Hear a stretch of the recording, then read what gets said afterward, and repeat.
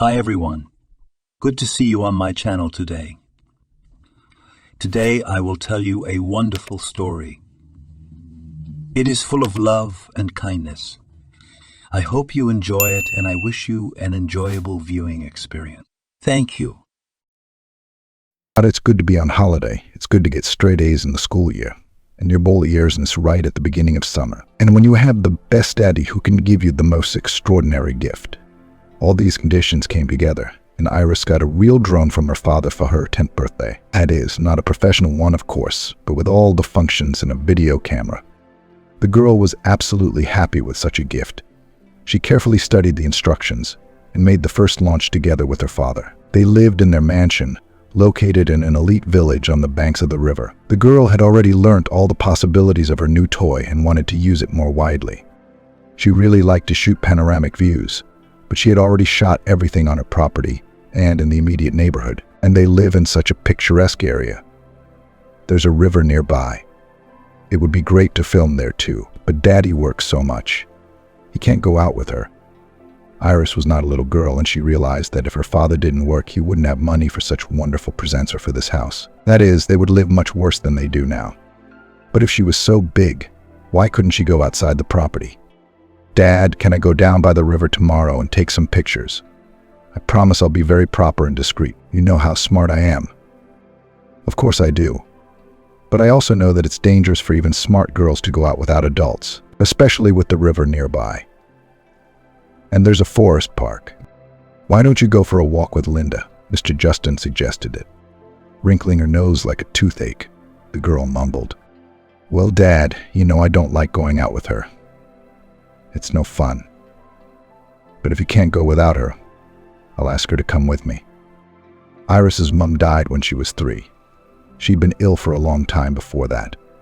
And now when she heard the word mum, she could smell the medicine. Iris could see the long hospital corridors where she and her daddy used to go to visit her sick mum. Of course, Iris loved her, pitied her, and missed her. But when mum was gone, not much changed for the little girl, except that she didn't have to go to the hospital anymore. But other than that, everything was the same. You could love your mum, feel sorry for her, miss her.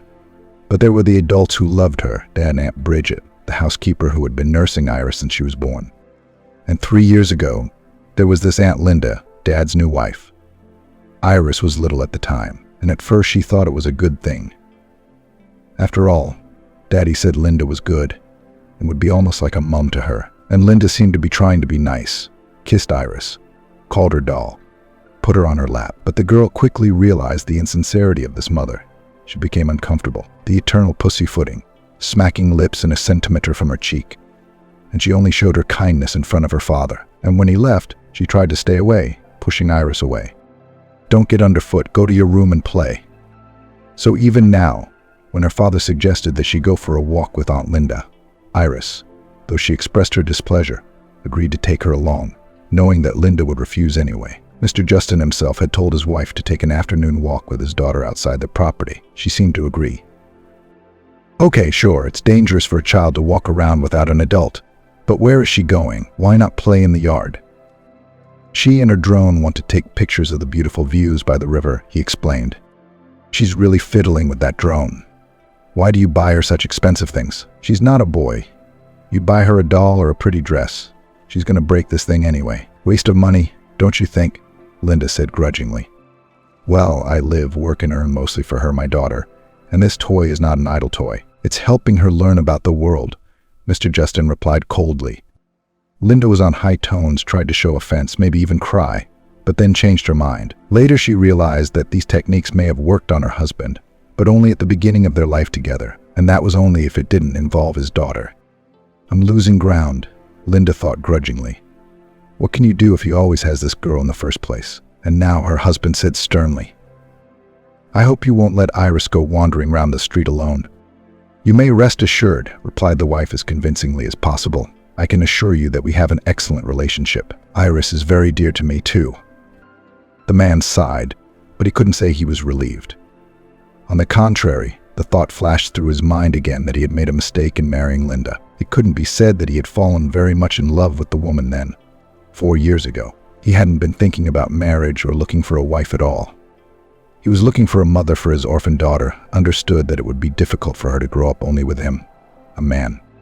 And having met Linda, he thought that she was quite suitable for such a role. Linda was not at all. At least she didn't seem to be just a beautiful nothing. She made a good impression. And indeed, at first everything seemed to be going well. Iris from the first acquaintance was drawn to Aunt Linda, and she was cheerful, affectionate, tried to find a common language, told her something. Then, after the wedding, everything went wrong. And lately the relationship has gone completely awry. Not just Linda and Iris, but him and his wife. He had long suspected that his wife was cheating on him. He was almost certain of it. A divorce seemed like a matter of time. But that's exactly what it wasn't. Yeah, Iris is 10 years old. The kid understands a lot of things. Wouldn't a divorce be another blow to her? Wouldn't Iris' opinion of him be damaged? Her father? Linda saw her husband off and thought with annoyance, I have nothing else to do but hang around the streets with his daughter. She'll walk alone. She'll be fine. The kidnappers won't steal her, but if they do, it will be their own fault. Let them suffer with his Iris. Iris herself didn't think of deceiving Papa. After breakfast, she dressed for her walk and knocked at her stepmother's room. Aunt Iris, I'm packed. Shall we go? With a polite smile, she said. Going for a walk this early, Linda, who liked to lie down for a while after seeing her husband off, or maybe even take a nap, replied grudgingly, I don't have time. I have a headache. Go for a walk by yourself. Don't go too far. I wanted to go to the river. May I? The girl asked. Yes, but don't go in the water, and turned her back to the wall. Hearing this conversation, Mrs. Bridget, who was cleaning, shook her head reproachfully and quietly asked the little girl, Where are you going? I'm going for a walk in the yard, and in the evening Daddy will come, go together. It's already boring in the yard, and I'm not a little girl. I won't get lost, nothing will happen to me, and Daddy will come tired. Well, it's a pity to drag him outside. Everybody works, everybody's tired, even him. What about this one? Rich and lying down, Iris replied, pointing to the bedroom door. I don't run off too far and don't take long walks. I'd go with you myself. But I've got work, you see. And it's a good thing you have work. It's much more fun and interesting without grown-ups, Iris thought, assured Aunt Bridget that everything would be all right, and ran outside. She wasn't afraid of the river, especially since she wasn't going to get in the water. There were no beaches in the neighborhood of her house. The river was surrounded by a beautiful embankment. There was a slope to the water and a small pier, a favorite place for children and adults to take pictures. Iris had pictures of the pier too, but now she thought it would be prettier from the drone. That's true. But one thing the girl hadn't considered was the battery capacity. As a result, in the middle of the flight over the river, the battery ran out. On the way back was not enough, and the drone promptly flew into the river. Luckily, not far from the pier, but not so close that it could be caught. She ran to the spot where her favorite toy had crashed, knelt down, stretched as hard as she could, and fell into the water herself. It was, of course, not deep. She could not drown, but she was very frightened. She was very much hurt that such a pleasant walk had ended so sadly. Fortunately, a boy, about her age, a complete stranger, was watching the scene. When he saw Iris in trouble, he ran to the pier, quickly helping her out of the water and retrieving the drone. Sitting on the dry, wet Iris cried bitterly. It was pitiful for the toy, pity for herself. It was a shame that the adults would see that she had climbed into the river after all. Come on, don't cry, said the boy. So what if she fell in the water? You didn't drown. Your clothes will dry quickly. If you don't want to go home like that, he said. I wouldn't have drowned myself, but I was very frightened. Thank you for helping me out.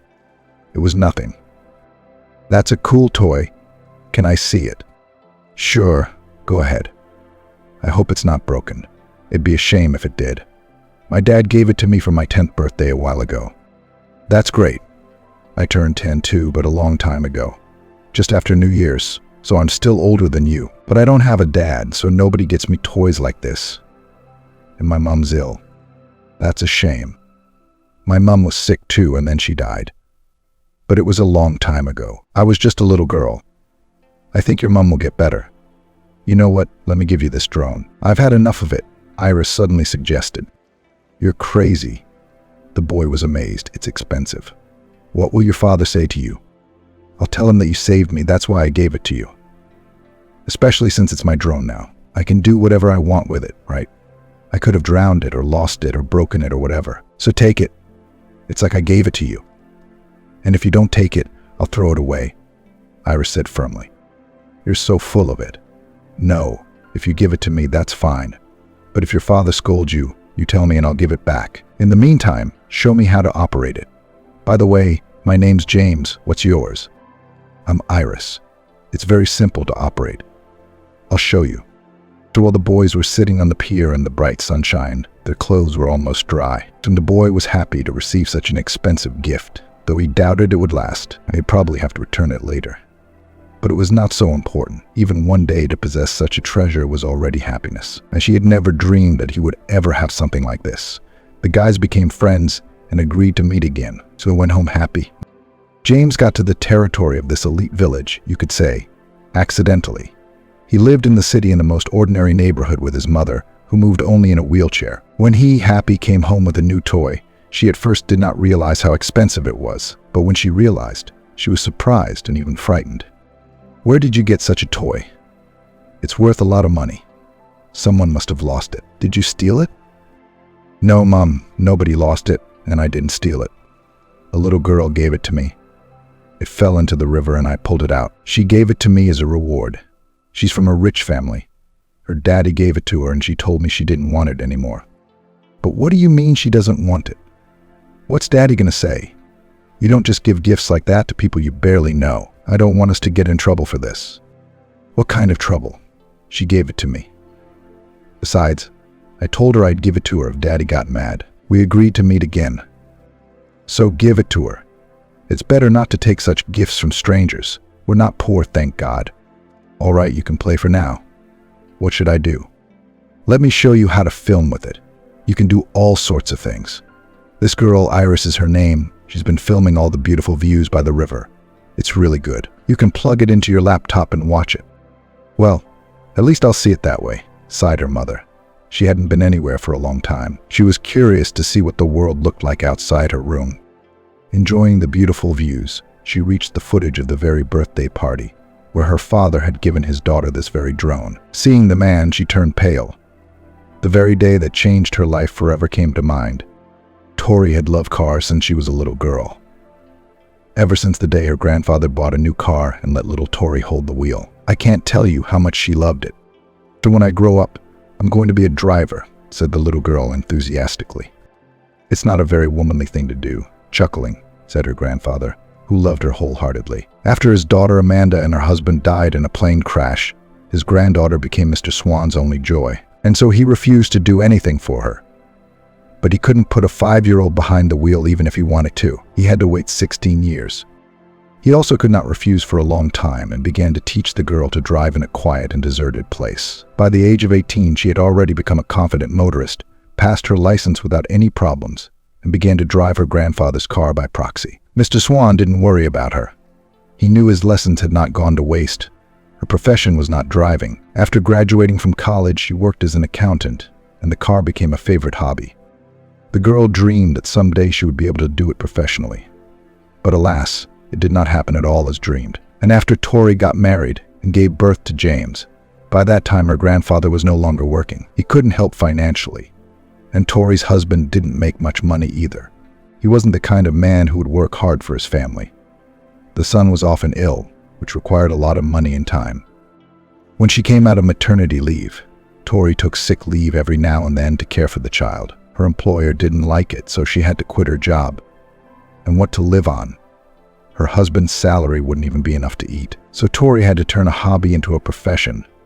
Tori started working as a taxi driver in her grandfather's old but perfectly maintained car. It was convenient in every way, going out to work at a time convenient to herself, when little James could be left with her great-grandfather. It wasn't a very lucrative job, but the material problems were receding. And then came the more serious ones. Late one night, returning from another shift, she had an accident. Her old car rammed into a powerful SUV driven by a drunken rich businessman. The fact that Tori survived was a miracle, but the resulting spinal injury made her disabled. The doctor's verdict was ruthless. She would be wheelchair-bound for the rest of her life. There was a chance for heavy, expensive surgery and subsequent rehabilitation. But the Tori family didn't have the money for that. The doctor suggested that maybe the perpetrators of the accident would take part, reimburse at least some of the costs. Yeah, well, they had money, connections, lawyers on their side. In the end, the perpetrators made Tori look guilty. Thankfully, they didn't demand money from the mutilated woman herself. Tori didn't care about that, though. She was terrified of what had happened. The death of her grandfather had been as much a blow to her as the accident. Mr. Swan's heart couldn't bear the news of what had happened to his beloved granddaughter. She couldn't even say goodbye to the person she cared for most. She returned home an invalid in a wheelchair. Tori doubted that her husband would be a reliable support, and for good reason. He couldn't stand living with her for a month. One day he just said, "I sympathize with you, Tori, but you've got to understand. I have a woman I want to build a life with." "Of course I understand. But what about James? It's hard for me." "I won't be able to give him the care he needs," was all Tori could say. "I could probably take him with me," answered her husband uncertainly. "I'm not leaving Mom. I'll help myself," said the boy, who was only 8 years old at the time.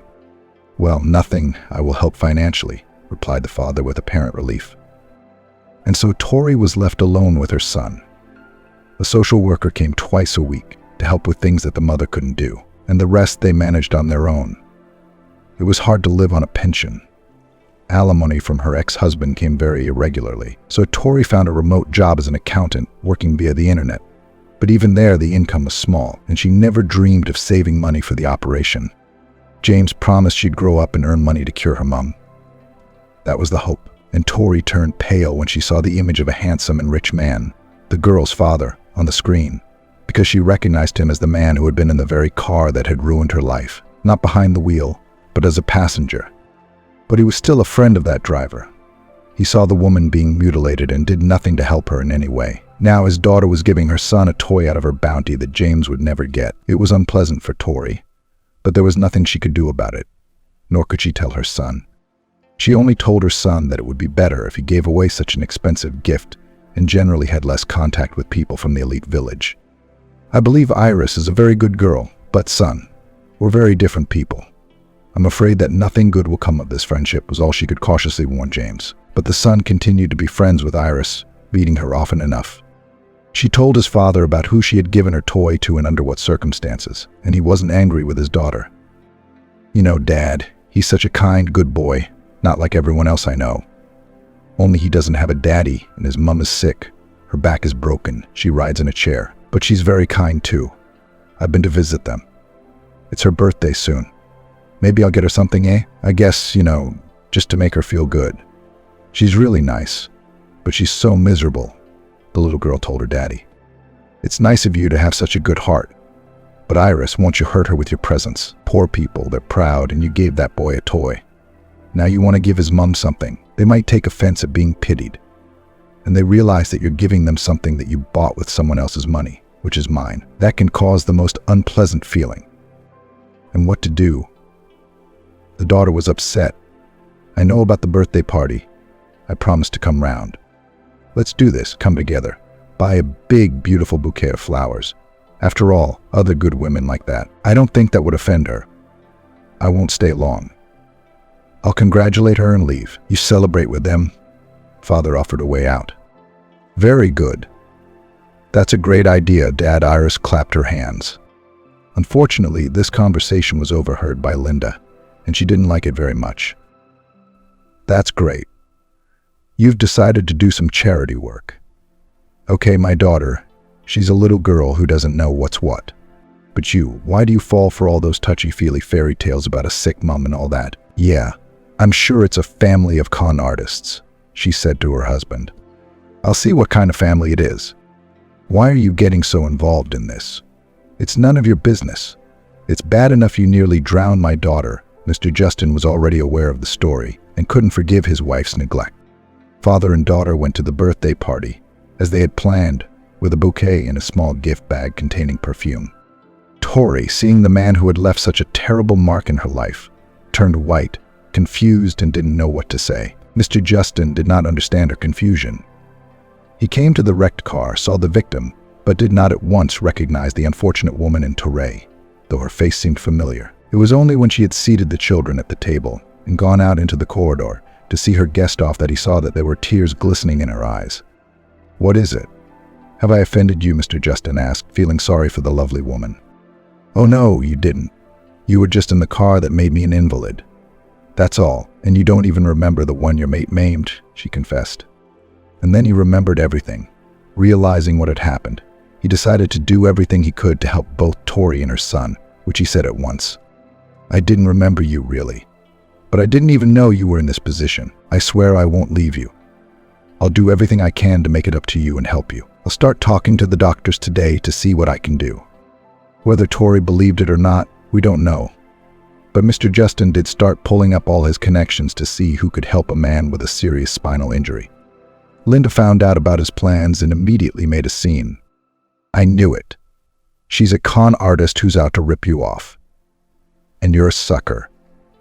Hoping to get rid of her with a bouquet, she angrily reprimanded her husband, but he wasn't going to listen to her remarks. Linda decided to go the other way and went to Tori herself and gave her an ugly scandal. She accused the sick woman of trying to take her husband away from her. "Who cares about you, you ugly woman with no leg? Why are you meddling in someone else's family?" she shouted, hovering over Tori. With this action, Linda only killed the last remnants of her husband's feelings. However, he had no time to deal with the divorce now. He had a lot on his plate. Moreover, the process of Tori's treatment was in full swing. Things were starting to get very active. And soon Tori was to be put in the best clinic, where she was waiting for the operation, paid for by Mr. Justin. She cried, unable to believe her happiness. But there was an obstacle: a son. What would happen to James, and where would he be while I was in hospital? We have no family, no one. He'll stay with me for a while. Don't worry.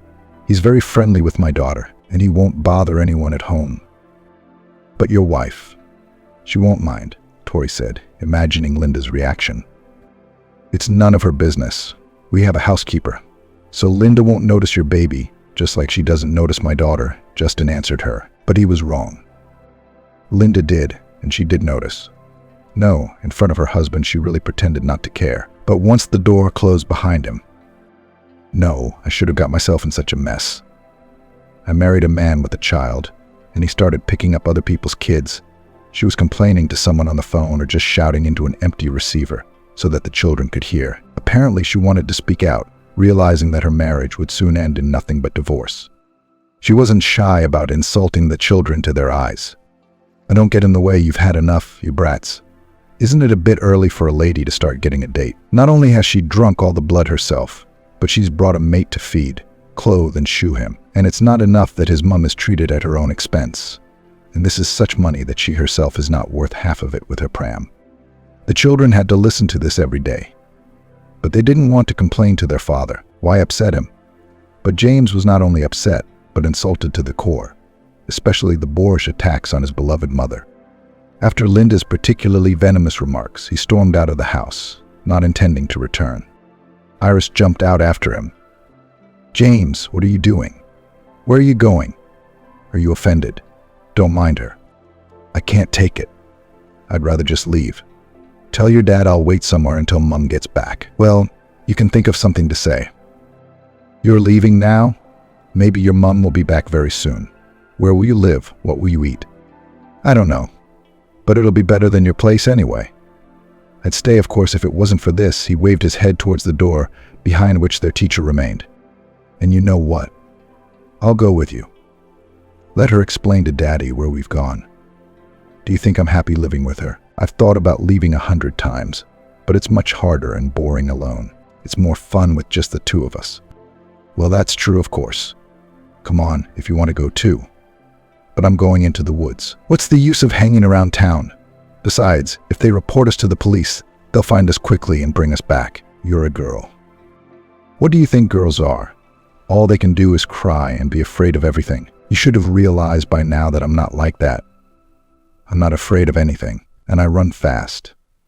And I've got a lot of stamina. But you know what? You and I should take some food with us. Otherwise, what are we going to eat in the woods? And you can't run around hungry for long." "Yeah, that's not a bad idea, but we have to break into the house. And that aunt of yours will spot you right away and stop you. At least she won't give you any groceries. And she's not mine. I wish she wasn't even here. She might not notice. I'd take it from the kitchen. But Aunt Bridget might be in there right now. She'll start asking what, why, what for. All right, I'll tell her Linda's calling for something. And I'll get something myself, cause I don't know how far we're going. And it's no good going down without food. When they go camping, they always take something with them. The girl said reasonably and ran back into the house. James waited for her, crouching behind a bush so that he wouldn't be seen even from the window. Iris soon popped out with a bag that clearly contained something. It was lucky, actually. Neither Aunt Bridget was there, nor did Linda see me. I didn't take much, though, because I didn't want to be long. Well, at least I got something. I didn't go to my room to get my rucksack either. A rucksack would have been more comfortable. Okay, let's go like this. That's great. We're going camping like real travelers now anyway. I just don't know where we're going to get to and when we're going to get back. James was a bit puzzled. I don't know either. But it's okay, we'll see later. Dad's not coming till tomorrow morning anyway, so we can spend the night in the woods. Good thing it's warm. And then we'll try to go back. When Dad sees we're gone, he'll give her a beating. Maybe he'll kick her out of the house. Wouldn't that be fun? The children, excited about their first hike on their own, set off towards the forest. They knew very well that the forest only near the city looks like a park, and a little further away there are real, dense thickets which can be dangerous. They had been told about it by adults, but now they didn't want to think about danger at all. They wanted to realize their dream and just be free. They reached the nearest forest quickly, but they were not going to stop there. Their goal was a real journey, and possible difficulties did not frighten them, but rather aroused their interest. On the way, they speculated how they could escape from a wolf or a bear, though they doubted very much that they would meet such animals. They say that hares are the most common here, but they themselves would be afraid of us, and of the big animals only moose and wild boars. But they don't seem to eat people either, so it's no big deal. But if you meet a wolf, you can climb a tree. So chatting and sharing their knowledge, they did not notice how they had already left the forest park and were walking almost off-road. James, are we going to get lost here? We'll walk and walk like this, and then how will we turn back? There aren't any paths, Iris hesitated. There are no paths, but there are paths. People come here to pick mushrooms and berries. Look, the blueberries are ripe. Let's pick some. It's okay though. Then we'll have time to pick berries and mushrooms, except we won't be able to cook them. But if you really want to, you can eat raw mushrooms, right? Thank you. I'm not eating mushrooms. Well, I mean, I won't eat any mushrooms. What if they're grebes? I don't want to poison myself to death. I don't want to get sick either. I don't think we should go too far. I don't want to get lost. We'll get back out anyway, won't we? I guess the girl was starting to get a little scared. I knew it. I shouldn't have taken you, James pouted. First, come on, I'm not scared. And now, we haven't even had a chance to leave yet. We haven't even been walking for 2 hours, and you're already saying back. We left at 4, so it's 6 now. If that's the case, it might be getting dark soon. Iris frowned more and more. But seeing her friend's displeasure, she tried to cheer up. And I'm not afraid. I just don't want to stay in this forest forever. Think how we will return, and even more so, how we will spend the night here. I'm not afraid of animals, but there's nowhere to lie down. If there was a clearing, or at least a beach, we should have gone that way, where the river is. There's sand on the shore. It warms up during the day, and probably doesn't get cold at night either. To be honest, we didn't think about it, and didn't even bring anything. We should have at least brought a jacket to cover ourselves in case of trouble. The boy admitted she was right, but we can't go back for a jacket now. If we go back, it won't be a camping trip. It's rubbish. Let's sit down, have some food. I didn't bring any water. I'm thirsty, but there's really no stream here. Why didn't we think of that? We should have gone towards the river. I think we're going in the opposite direction. The children sat down on a fallen tree and munched on dry biscuits. But this attempt at dry food didn't make them feel any better. Still, they had a new idea. You know what? Let's do it this way. We'll go back to the forest park, but we won't go back to the city. And we'll turn towards the river and go along the stream, James suggested. Well, that's probably a good idea, the girl agreed, looking around, but which way is the forest park? I honestly don't remember where we came from. The girl realized that she really didn't know how exactly they got here. I remember we were walking straight ahead the whole time. And if we follow our own footsteps straight ahead, James looked around and realized with horror that there were no footprints. They hadn't left any. They'd been going straight all the time. But from which direction? How could he not have noticed when they sat down on the log how it was lying, across or along? They began to find out, but they could not agree. Each one stood on his own. But what was it really like? The children argued a little, but then they realized that it was not a good idea to quarrel in such a situation. They sat down on the log again, thinking. James felt bad. He felt guilty that they were in this position. More importantly, he felt guilty for taking his girlfriend into the woods, for putting her in danger. What should he have told her to stay home, even though it would have been bad enough on his own? Well, since it's just the two of them and he's a man, he should take responsibility for his companion. I'll tell you what, since we don't really know where we're going, we'll go ahead again, he said firmly. We'll just keep walking and walking, and then we'll see. Maybe we'll meet someone and ask for directions. And if we don't meet anyone, Iris asked sadly, we won't find any roads. What then?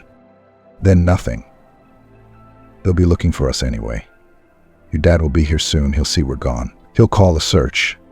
You know, it's not like they're looking for people in the woods these days. Maybe they'll look from helicopters or something. I don't think there's anything to be afraid of. I don't think so either. I'm not scared. I'm just thirsty. And frankly, my legs are tired, but since there's no sofa nearby, let's go ahead, she exclaimed cheerfully, jumping up from the tree. She felt sorry for her friend too. She realized that he felt guilty, and she did not want to quarrel with him. After all, it was just the two of them now.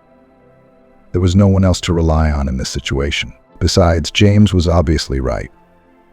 Dad would be here soon, and he'd put out an APB, and Linda was going to get in trouble for not knowing where the children had gone. That thought gave her optimism.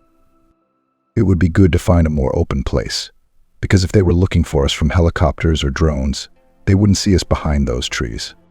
And if we decide to run away next time, we'll go towards the river, Iris said. James, feeling her encouragement, cheered up too. They did their best to keep up their optimism, telling each other funny stories and singing songs, but it was still hard to walk and talk on the road, and fatigue was making itself felt. The children realized that they were likely to spend the night on the ground, which was uneven, dotted with sharp twigs and quite damp. Their feet were already wet.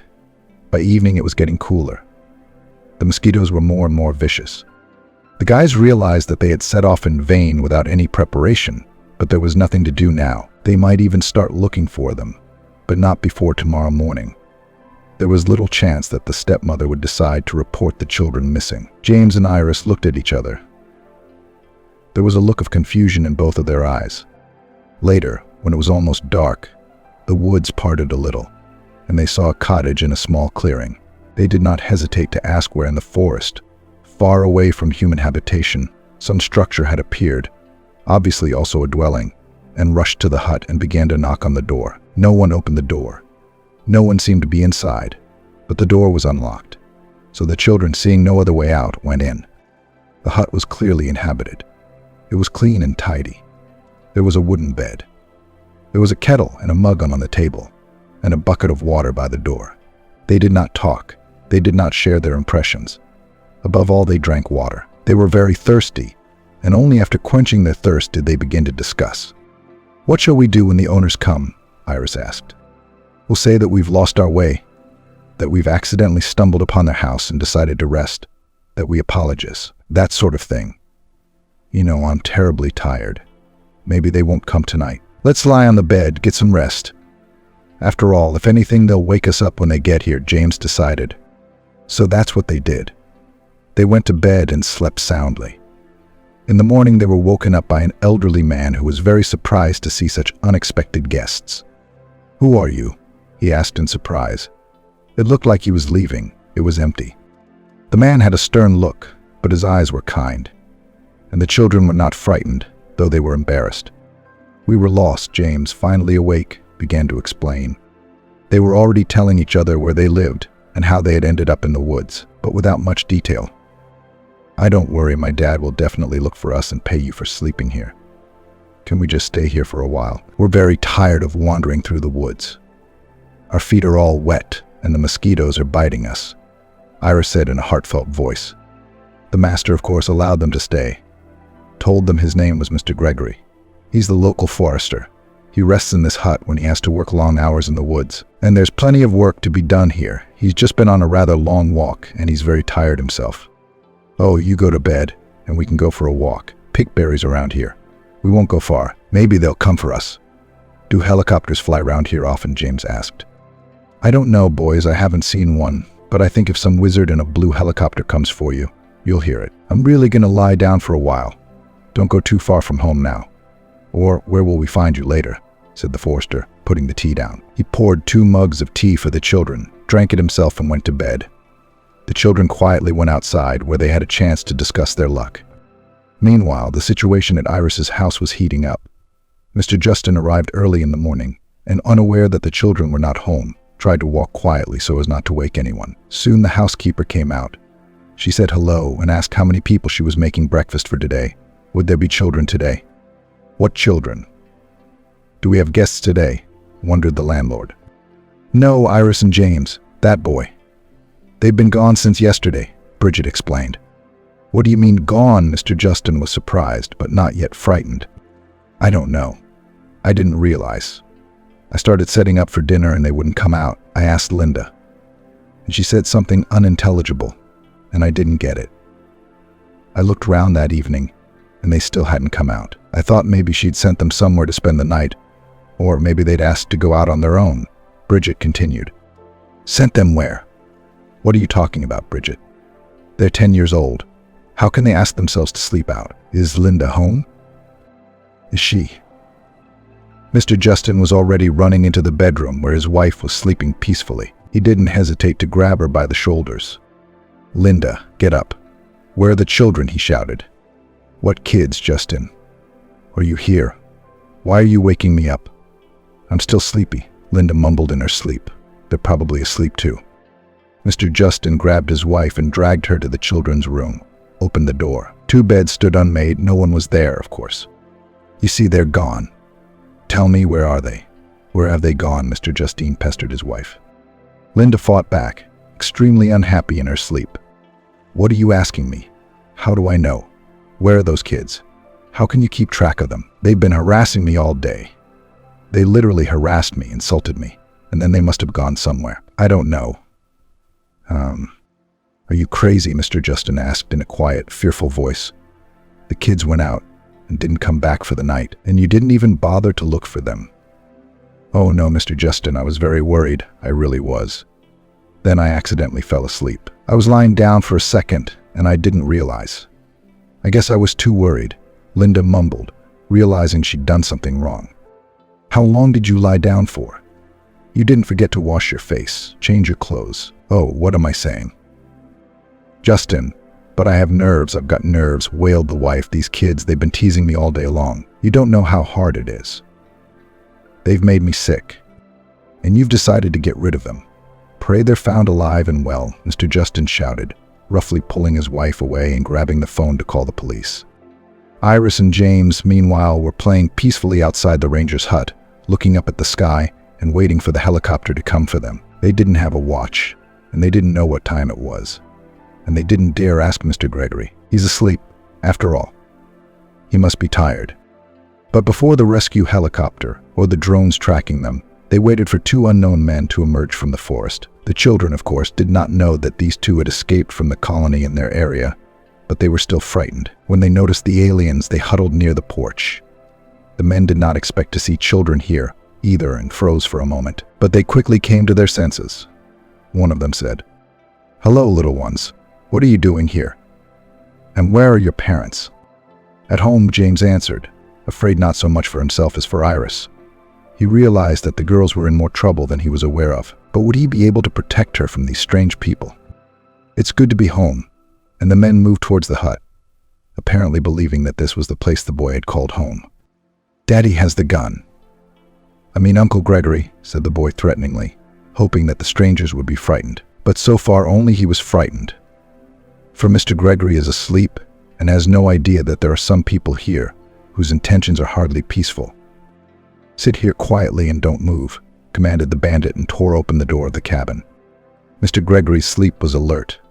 He heard the strangers approaching his house and talking to the children before the door opened. He had heard something about escaped convicts, and so he immediately shook off his drowsiness and grabbed his gun. After all, now he had to protect not only himself but also his children. The bandits, having entered, at once saw the weapons pointed at them and decided not to attack. They had nothing with them. They wouldn't have had time to use them anyway. The Forester was much better prepared. They chose to show themselves as peaceful people. "Hello, Master. Put that gun away. We just came to ask directions." The criminal, who seemed to be the main man in the company, spoke up. "We got lost, you know. You're a local man, I reckon.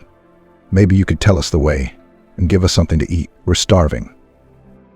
Mr. Gregory wasn't really confused, but he just didn't know what to do. He had a walkie-talkie to communicate with the outside world, but he only had 2 hands, and one of them was holding a gun. He realized that it was impossible to leave it behind, so he decided to be cunning. "Well, if it's just hunters, that's fine," he said, keeping his finger on the trigger. "I'm sorry. I dreamt something in my sleep. I'll show you the way. There's not much food, but what you have is always welcome. The main thing is, don't hurt me and the children. They're my comrades. They'll be here soon. They've also gone into the forest." Such a statement was probably a mistake. The escaped prisoners didn't need unnecessary people. "Well, they're not here yet. Give me everything you said, and the gun too. And ammunition and everything else you've got. We can use it in the woods. And you've got friends and kids. You'll be safe from bears," said mockingly the same one who took charge. "I'll give you everything." "Don't worry," said Mr. Gregory. "Don't touch the kids. What are we? What are we, animals? We love kids. You're a smart man, I see. You've got it all figured out, I reckon. But you don't fight too much and your kids will be fine. We'll take them with us. Give us some cover." That's a good thing. The Forester couldn't let that happen. Therefore, having realized that the children were not going to come in, he decided to shoot one of the bandits, hitting him somewhere in the legs. Now there was no time to load the gun. He lunged at the second, who did not look so strong, with his bare hands, hoping to twist him. He didn't even notice the blow to his side. He thought the prisoner had hit him with his fist, but he still managed to knock him to the floor. Only then he noticed that the shirt on his side was wet with blood. Somehow or other, the prisoner was apprehended and the children were saved. Mr. Gregory, however, was rapidly losing blood and realized that he urgently needed help. He managed, after all, to radio what had happened and lay down on the bed. The frightened children came into the hut. "Something is not coming, your daddy. But don't be afraid, help will be here soon. Everything will be all right," said the Forester. "Oh, you're covered in blood. What should we do?" "I don't know," Iris cried frightfully. "Don't worry, just wait, and everything will be fine," the Forester reassured them. The helicopter was not going to come for the children. No one expected the children to run into the forest. Mr. Justin called the police and the search began in the city. The police and volunteers again examined all suspicious places, and of course they didn't find the 10-year-old boy and girl. However, when one policeman received a radio message about the arrest of 2 fugitive criminals who were already being taken to the station, it alerted everyone. They had injured a Forester, and he has 2 children. "They don't know who they are," said the policeman. "Soon everyone will be at the police station, and the Forester is being taken to the hospital." "Who are the children? At least tell me their names." "Are they mine?" shouted Mr. Justin, distraught with worry. "They didn't say anything. We'll find out soon enough." "Well, if they were yours," answered him. Soon Mr. Justin was hugging his daughter and her friend. "How did you guys end up in the woods? Did you guys spend the night there?" he asked. "Well, not exactly. We spent the night at Uncle Gregory's. He's very kind. Only he's been wounded. Please find out how he's doing." "What if he's dead?" Iris wept bitterly. "No, daughter, they say he's alive. We'll go home now, and then I'll call the hospital and find out for sure. Don't worry, nothing will happen to your Uncle Gregory. The doctors are going to save him, and we won't forget," her father reassured her. When Mr. Justin brought the children home, he was already aware of why they had left. As a tearful Linda packed her things, he informed her that they would no longer be living together. Linda tried to justify herself, but only made matters worse. "Why Justin?" "Because of this nonsense. The kids are alive, they're healthy, they're found. I didn't kick them out, they left on their own. What's my fault?" she cried. But that couldn't change anything. Her husband was adamant. "My daughter needs her mother first," he said. "And you're not even fit to be a stepmother. So go wherever you want, to your lover's house, for example," Mr. Justin said sharply. "What lover?" "What are you talking about?" Linda mumbled fearfully. "I don't have anyone but you." "What are you talking about?" "And Ethan. Has he already left you?" "Linda, I'm sorry. I know everything. Unfortunately, I kept quiet because I was hoping you and Iris were on good terms and how you pretended to be. But now, thank God, it's over. Linda realized that it was useless to ask for forgiveness and began to pack her things, not yet knowing where she would go. There was no hope that her young lover would accept her, no longer the wife of a rich man, but an abandoned woman with nothing of her own, and she would probably have to return to her parents. Mr. Justin, united with his daughter, seemed to have forgotten Linda's existence. At that very minute, he was concerned only with the state of the children. Did you ask them how they were feeling? If they wanted anything? Dad, you promised you'd find out about Uncle Gregory. Please go to the hospital. Tell him we remember him and love him. We want to see him when he's feeling better, Iris urged, and her father realized he had to reassure her. When he called the hospital, he learned that Mr. Gregory was in quite a serious condition. Don't worry, I'll go and find out and arrange for the best treatment. They won't let you in to see him now anyway. So please stay at home with Bridget. Don't go out the door. And wait for me with good news. He drove to the clinic, not even realizing what news he was about to hear. It turned out that the wounded man's main problem was that he'd lost a lot of blood and needed a transfusion. I'm willing to give my blood. That's not a problem, said Mr. Justin. His blood was taken for a rapid test. When it was ready, the doctor asked, "Well, why didn't you tell me it was your father? Of course, your blood is a perfect match." "Who's my father?" "This man. I've never even seen him in my life," Justin was surprised. He had never seen Mr. Gregory or his father. It was only his mother who had brought him up. She never told him anything about his father. She gave him her own surname and his middle name after his father. That is, Justin's grandfather. And now he's told that his own father is some woodsman he's never heard of. But now there's no one to ask, because his mother's dead, unless he asks the forester himself. But will he tell the truth? Besides, to have a serious conversation, he'd have to be cured first. The blood was taken. Mr. Gregory survived and recovered quite quickly.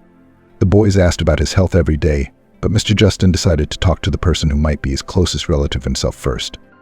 He took some pictures of his mum, some documents, and went to the hospital. When the forester was moved from the intensive care unit to a regular room, Mr. Justin thanked the man for saving the children and listened to the thanks from Mr. Gregory himself.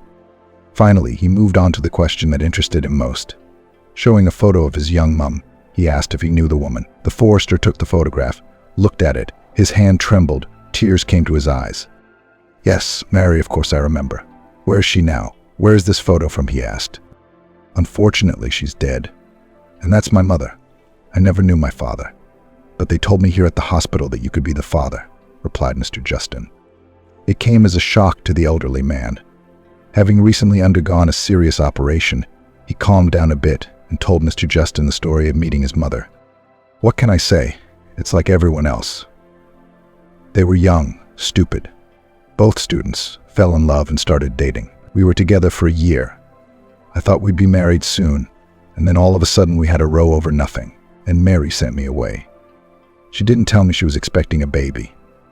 At first I was chasing after her, trying to get her back, and then I see she's with someone else. So I dropped out of the institute and left. It was unbearable to see her and not be with her. I went to my village, got a job as a forester, so I became a hermit. I haven't married since, no children.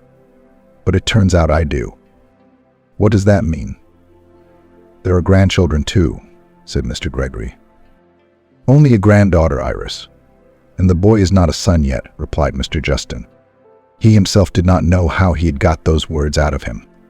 At first, James's mom had seemed like a sweet, unhappy woman. But now that he'd gotten to know her better, visiting her in the hospital, he realized how strong yet soulful she was. In her, he saw what he had lacked all his life: strength, soulfulness, kindness, and sincerity. At the age of 20, he was left without a mother. At 27, he lost his beloved. And for the last 4 years, he lived with a woman in whom he was so cruelly mistaken. And now he met someone who needed help, but did not ask for it. On the contrary, she was able to light up someone else's life, to warm him with her warmth. And by chance, here, next to his father, he realized for the first time how he felt about Tori. Yes, he was an adult, used to being responsible for himself and making important decisions. But that didn't mean he didn't need his father to be his friend and mentor. "James and Iris ask about you every day. They want to see you. So get well soon. We'll be coming round to your house soon, and I've got a lot to talk to you about," said Mr. Justin. After saying goodbye to his father, he went to another hospital to see Tori.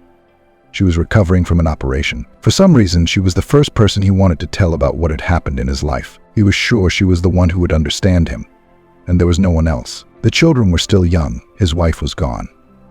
The conversation convinced him that he wanted to live with Tori, but he didn't dare tell her yet.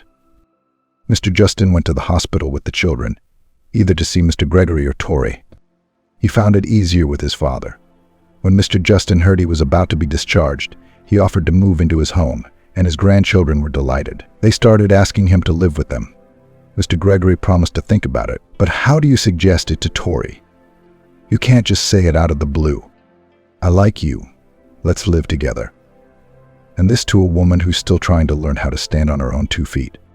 However, during his next visit, the doctor said that the operation was quite successful, and nothing else depends on them in the hospital. Now she herself has a lot of work to do, as the success of rehabilitation depends mostly on the patient. Mr. Justin thought he had every reason to make such a suggestion. The only way I can see now is to take you out of the hospital and into our home. We'll set up one room for rehabilitation, buy the necessary exercise equipment, and hire a special trainer. That's the only way you'll make a speedy and successful recovery, Tori said. I think that's too much. You've done so much for me already, even though it wasn't your fault in the accident. But you're not going to refuse my offer, are you? I'm not going to leave you, but it's going to be a lot harder for you to be home alone with a baby, and I'll have to come and visit you too. I think I can manage on my own. They told me how to work on my legs and back. That's what I'll do. And when I can get around without crutches, I'll finally take James home. How long is he going to stay with you? I assure you he loves it, and it's not a burden on us either. He's expecting you, of course, but I don't think he'll be too upset if you live in my house with him. He's very used to me and Iris. Tori was uncomfortable and hesitated, but in the end she realized that Mr. Justin was right and agreed to move in with him. He himself was unhappy that he couldn't tell her the real reason for his offer. He needed her, Iris. But now he had time for these confessions. The woman he loved now lived in his house, waiting for him every evening, and he could help her by holding long conversations. And one day, as they sat down to dinner together, Mrs. Bridget came in and looked round with a smile at the large table where Tori and Mr. Justin, Mr. Gregory, and Mr. Gray, and the children were sitting, and said, "Oh, it's true what they say. When the whole family is together, that's when the soul is in place." The children laughed and clapped their hands. Mr. Justin and Tori were embarrassed, and Mr. Gregory remarked, "Yes, it's a blessing to have a big family. I know how bad it is to live alone." And then in private he said to his son, "I don't know why you're dragging your feet. You understand everything, Tori too. The kids already think of themselves as brother and sister. Iris told me she was afraid Tori and James would leave." Soon the explanation came. It didn't come as a surprise to her. Of course she'd figured it out a long time ago. Except Justin. 1,000,000 women would be happy to hear that confession, and I'm the one hearing it. I can't walk a step without crutches. Isn't that strange? She said with sad irony. It's not strange. It proves I'm serious. I'm not saying I have to go to the registry office right now. I just want you to know, I love you. You've become family to me and to my daughter, and James too. Tori was touched by that speech. In addition, she herself had secretly harbored much stronger feelings for Mr. Justin than gratitude, but she could not admit it even to herself. And even when she heard the confession, she could not dare to confess her feeling. But suddenly I realized how wrong I was. He does everything for me. He says he loves me, but I'm still afraid of something. I love you too, Justin. I'm sorry I didn't tell you sooner. I was afraid I'd make it harder. And so it was that they confessed their mutual love for each other. Perhaps because of this, Tori's recovery was more successful. Even the doctors were amazed at her progress. 6 months later, she was walking confidently with only a cane. And Mr. Justin and Tori were married. The happiest people at this celebration were not only the bride and groom, but also their children, the groom's father and Mrs. Bridget.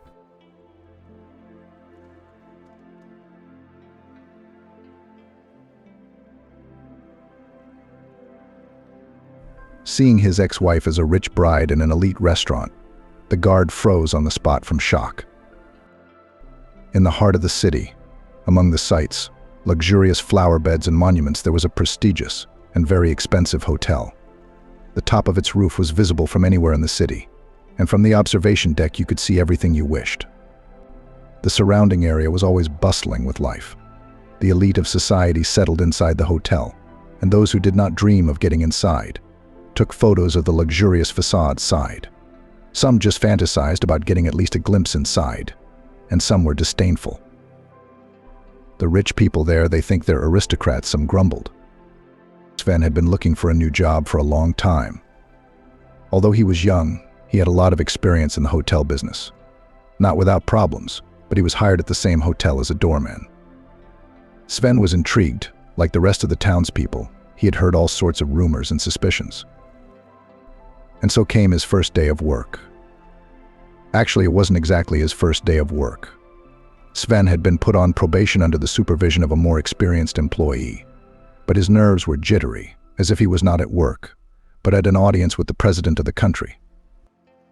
Donning his uniform, Sven stood at his post. He felt incredibly energized. He wanted to prove himself as soon as possible as an usher. Sven smiled broadly and asked his colleague what time does the flow of people usually start. His colleague turned out to be a young man named Dan. Like Sven, Dan was a doorman, but he would be leaving that position very soon, having decided to quit. He had been put as Sven's partner to train him. The look on Dan's face was bored and, to put it bluntly, dejected. He shrugged. Whenever Dan muttered.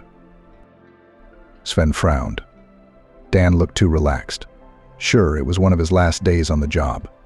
However, the key word here was not last but working. A doorman has no right to be moody. He should be smiling, charming, helpful. And Dan?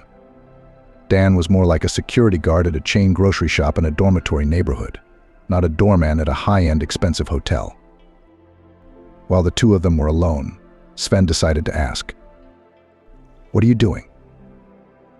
What Dan asked in surprise, leaning against the door. "Why should I be happy? I can't wait to get out of here," he mumbled back. Sven nodded understandingly, though he didn't really understand Dan at all. He couldn't understand how anyone could want to quit. Apart from the decent pay, this place was a dream come true in itself. When he went for the interview, he rather just wanted to be inside and didn't even expect to be accepted. He knew for sure that if he wasn't going to be fired, he wasn't going to leave. After some thought, he asked, "Can I ask you a question?" "Try," Dan said. "Why did you quit?" "Well, how can I put it? There are several reasons," Dan stretched out. Sven raised his eyebrows high in anticipation, looking at his colleague. Not wanting to ask clarifying questions, he waited for Dan to continue his thought. But Dan just remained silent. Apparently he didn't want to talk, but Sven was still curious. Without fear of sounding tactless, he asked, "So what are the reasons?" "It's not a good place." "Not a good place," Dan muttered. "Why are you surprised?" "I'm not surprised. More like confused." "What do you mean?" "That's what I mean. It's a tough place to work. The staff is a snake's tangle." Sven got a little nervous. "How does it manifest itself?" "You'll find out for yourself," Dan said. "Tell me," Sven asked. Dan made a disgruntled face, but didn't have time to answer. One of the hotel guests, a young and very pretty girl, appeared, smiled at the doorman, and asked them where they could go nearby. Sven hurried to fulfill his work duty. He told her where to go and what to see. When she was out of sight, Sven repeated his question. "What's wrong with this place? Tell me. I've got work to do here." "There's nothing to tell," Dan said. "The people here are fake. And I don't mean the visitors, I mean the employees, you know." "Honestly, not so much. Gossip, intrigue, backstabbing. There's a lot going on here. You know, when you said it wasn't a good place, I was thinking of something else," Sven admitted. Dan laughed merrily. "What did you expect to hear? That I'd tell you about the hotel being built in a graveyard?" Sven sneered. "Well, sort of. That's bollocks. I've heard all sorts of stories about it being a cursed place and blah, blah, blah. You know what the truth is? There's some really bad people working here. That's the secret." Sven made a neat point. But you've worked here too. I did. But as soon as I realized that the employees here were scheming, I quit. How long did you work here? Not long. You couldn't say Sven was scared, but he was definitely a bit tense. So you had an argument with someone? Yeah. Is that why you decided to quit? Well, you could say that. Who? Dan gave Sven a disgruntled look and turned away. Sven realized that his mentor was in no hurry to share his secrets and decided to leave him alone. They stood in silence for about 10 minutes, and at the end of that time Sven couldn't stand it any longer. I take it you don't want to talk about the reasons for your conflicts, but to ask in a more generalized way, look, you're here to mentor me, aren't you? So? Dan muttered. Well, to mentor me, to give me advice. But more to the point, please tell me more about the local team. Is everyone here a real gossiping savage? It's a big group. Surely there are some normal people. Normal, he repeated, rubbing his hands together thoughtfully. Well, maybe there are, but what does it matter? There's no need to be afraid of them. Then tell me, who should be feared? Who should be avoided? Who should not be contacted at all? Dan squinted. Benny, a lot of people. Like one of the waitresses at the restaurant, she's a bitch. Her name's Zoe. She's the only one here with that name. Don't even look in her direction. And she's like, ugh, I can't even remember her. What is she capable of? But you don't want to know. Sven frowned. There were more questions and fewer answers. After a moment's thought, he asked, Is that all? No, I told you maybe it just didn't work out for me. You'll be fine. So you should avoid only the waitress. Avoid the security chief in the first place. He's a real SAR. Sven smiled. Thanks for the warning. You think I'm joking? I'm dead serious. Never make eye contact with him. And if possible, don't talk to him at all. Pretend you don't exist. Is it that serious?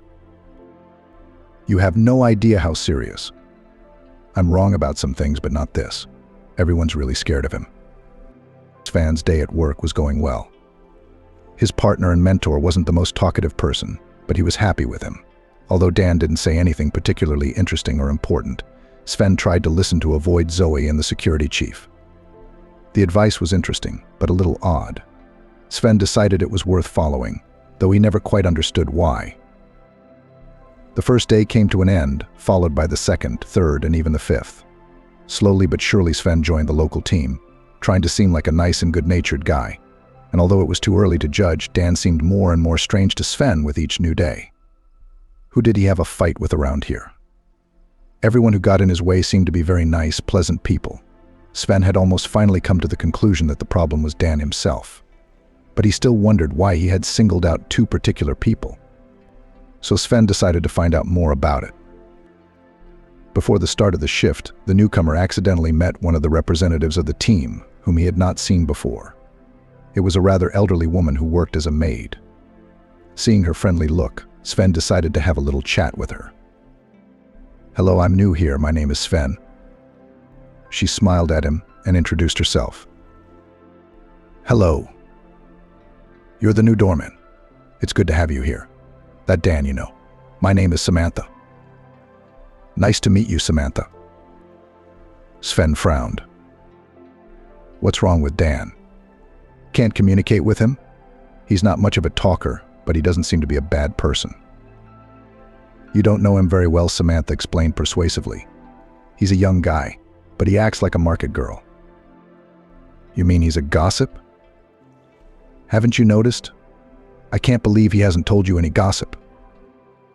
He really hasn't. Although, to be honest, I did ask him to tell me a few things. Samantha eyed the newcomer incredulously. And what? He didn't share anything with you at all? Sven wondered if he should tell her. What if it was a secret? He folded his arms across his chest, looking down at his feet. Secret or not, Dan wouldn't be here anytime soon. And Sven really wanted to know about the waitress and the head of security. Getting more air into his lungs, he told Samantha everything he'd heard. When she heard the doorman, the maid laughed. "Dan's got it going on. Yes, Zoe is an angel. She's beautiful, clever, a polyglot. She knows 4 languages." Sven wondered. Why did he say that about her? He called her a bitch. Why? Because she'd put a spell on him. A spell. Well, it wasn't her. It was someone else who put a spell on her. And the other one, as it turned out, was protected. Sven raised his eyebrows as high as possible and couldn't help laughing. "Samantha, you're joking." "Would I joke about something like that? No, of course not. And I see you're one of those?" "What those?" "Well, what do you call yourselves, skeptics? You don't believe in hexing, do you?" "Well, it's not that I don't believe in it," Sven replied, trying not to offend her. "It's more like I don't trust it." "How did you realize it?" "How could I not?" For a long time, Dan didn't notice her at all. Then he fell in love with her and chased her around like a dog. She even hid from him. That's why he quit. He couldn't handle the stress. The spell was strong. Can you imagine how bad he feels? Sven said with a nervous chuckle. "To be honest, I don't. But I'll tell you, he feels very bad. That's why he's so glum. And who do you think did it?" "How the hell should I know? It's not a nice place." Sven smiled. "Not a good place, you say? You know, Dan said the same thing." He wasn't lying about that. The place is creepy. "Shall I tell you the history of this hotel?"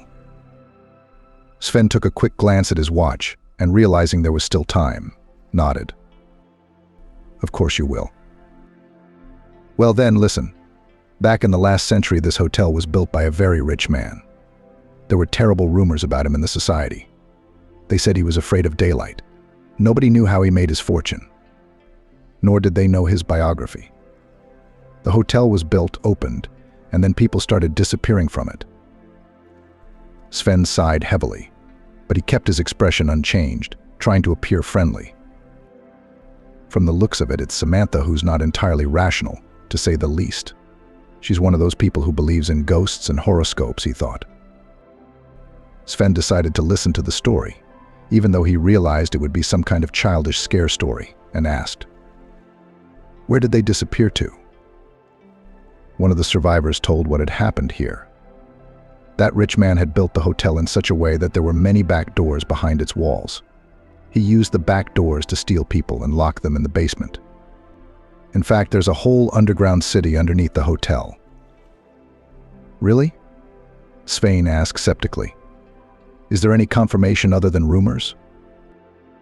"Yes, of course. When the public found out, all the secret passages were concreted over. Some of them are still there, though. They're just hard to find.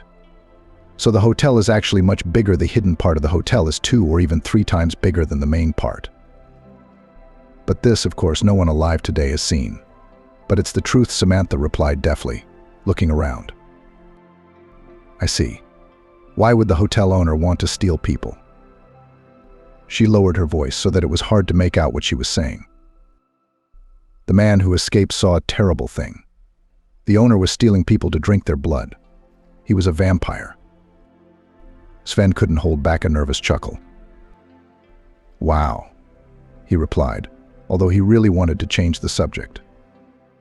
He realized that Samantha was very peculiar, but to be so, Sven decided to change the subject. "That's a very interesting story. So Dan lied about Zoe? Can we talk to her?" "You should. She's a very nice and interesting girl." "What about the head of security?" "Dan said he's to be feared, avoided. He's dangerous to even make eye contact with." "That's ridiculous. He's a security guard he's supposed to protect, not scare." Samantha got serious. "He didn't lie to you here. It's true. Our head of security is best avoided." Sven wondered. "What did he do?" "You don't want to know. Just always keep in mind that he's a dangerous man." Sven was so dumbfounded that he didn't know how to react. It seemed Dan and Samantha were completely different people. Their view of the hotel was radically different, and even the version about the waitress was dissimilar. Samantha had told him that the hotel was cursed, while Dan held a more earthy view. He believed it was the people who were the problem, and as different as they were, they agreed on one thing: the head of security, as silly as it sounded, was dangerous. Sven was beginning to worry in earnest, but his interest in the guard's persona had certainly grown, wondering what he had done wrong. Sven said a quick goodbye to Samantha and hurried to his workplace. Dan, as always, stood at the door with a disgruntled look. "Where have you been?" he asked. "I met a maid." "Which one?" Dan pushed himself off the wall and was now on his feet. "Samantha. You know, the older lady. And that psycho. Did she tell you the story about the vampire owner?"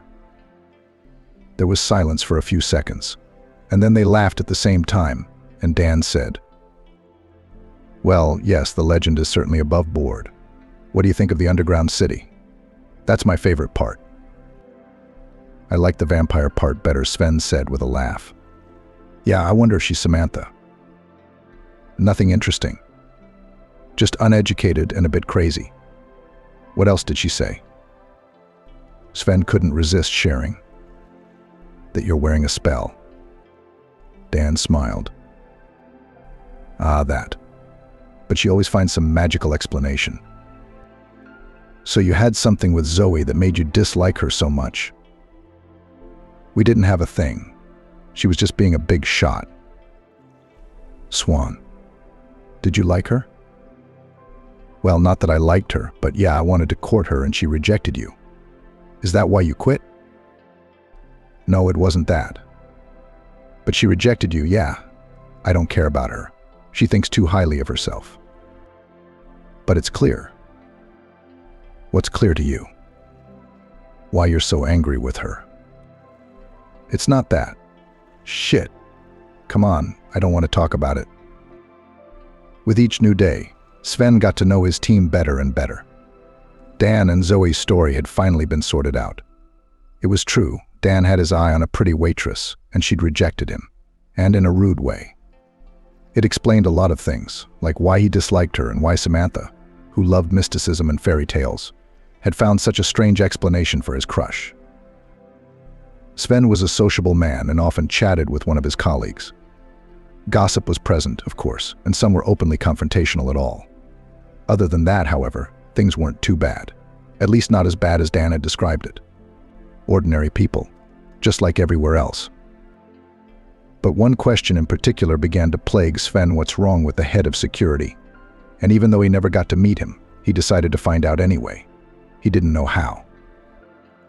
The probationary period came to an end and Sven was officially hired. By this point, Dan had finally allowed himself to leave the workplace, which made Sven upset. Although they wouldn't have been friends in normal life, he was a little more fun to be with at work.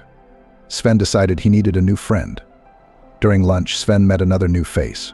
He turned out to be one of the receptionists. Deciding that this was a perfect match for friendship, Sven cheekily sat down next to him. "Hi, my name's Sven.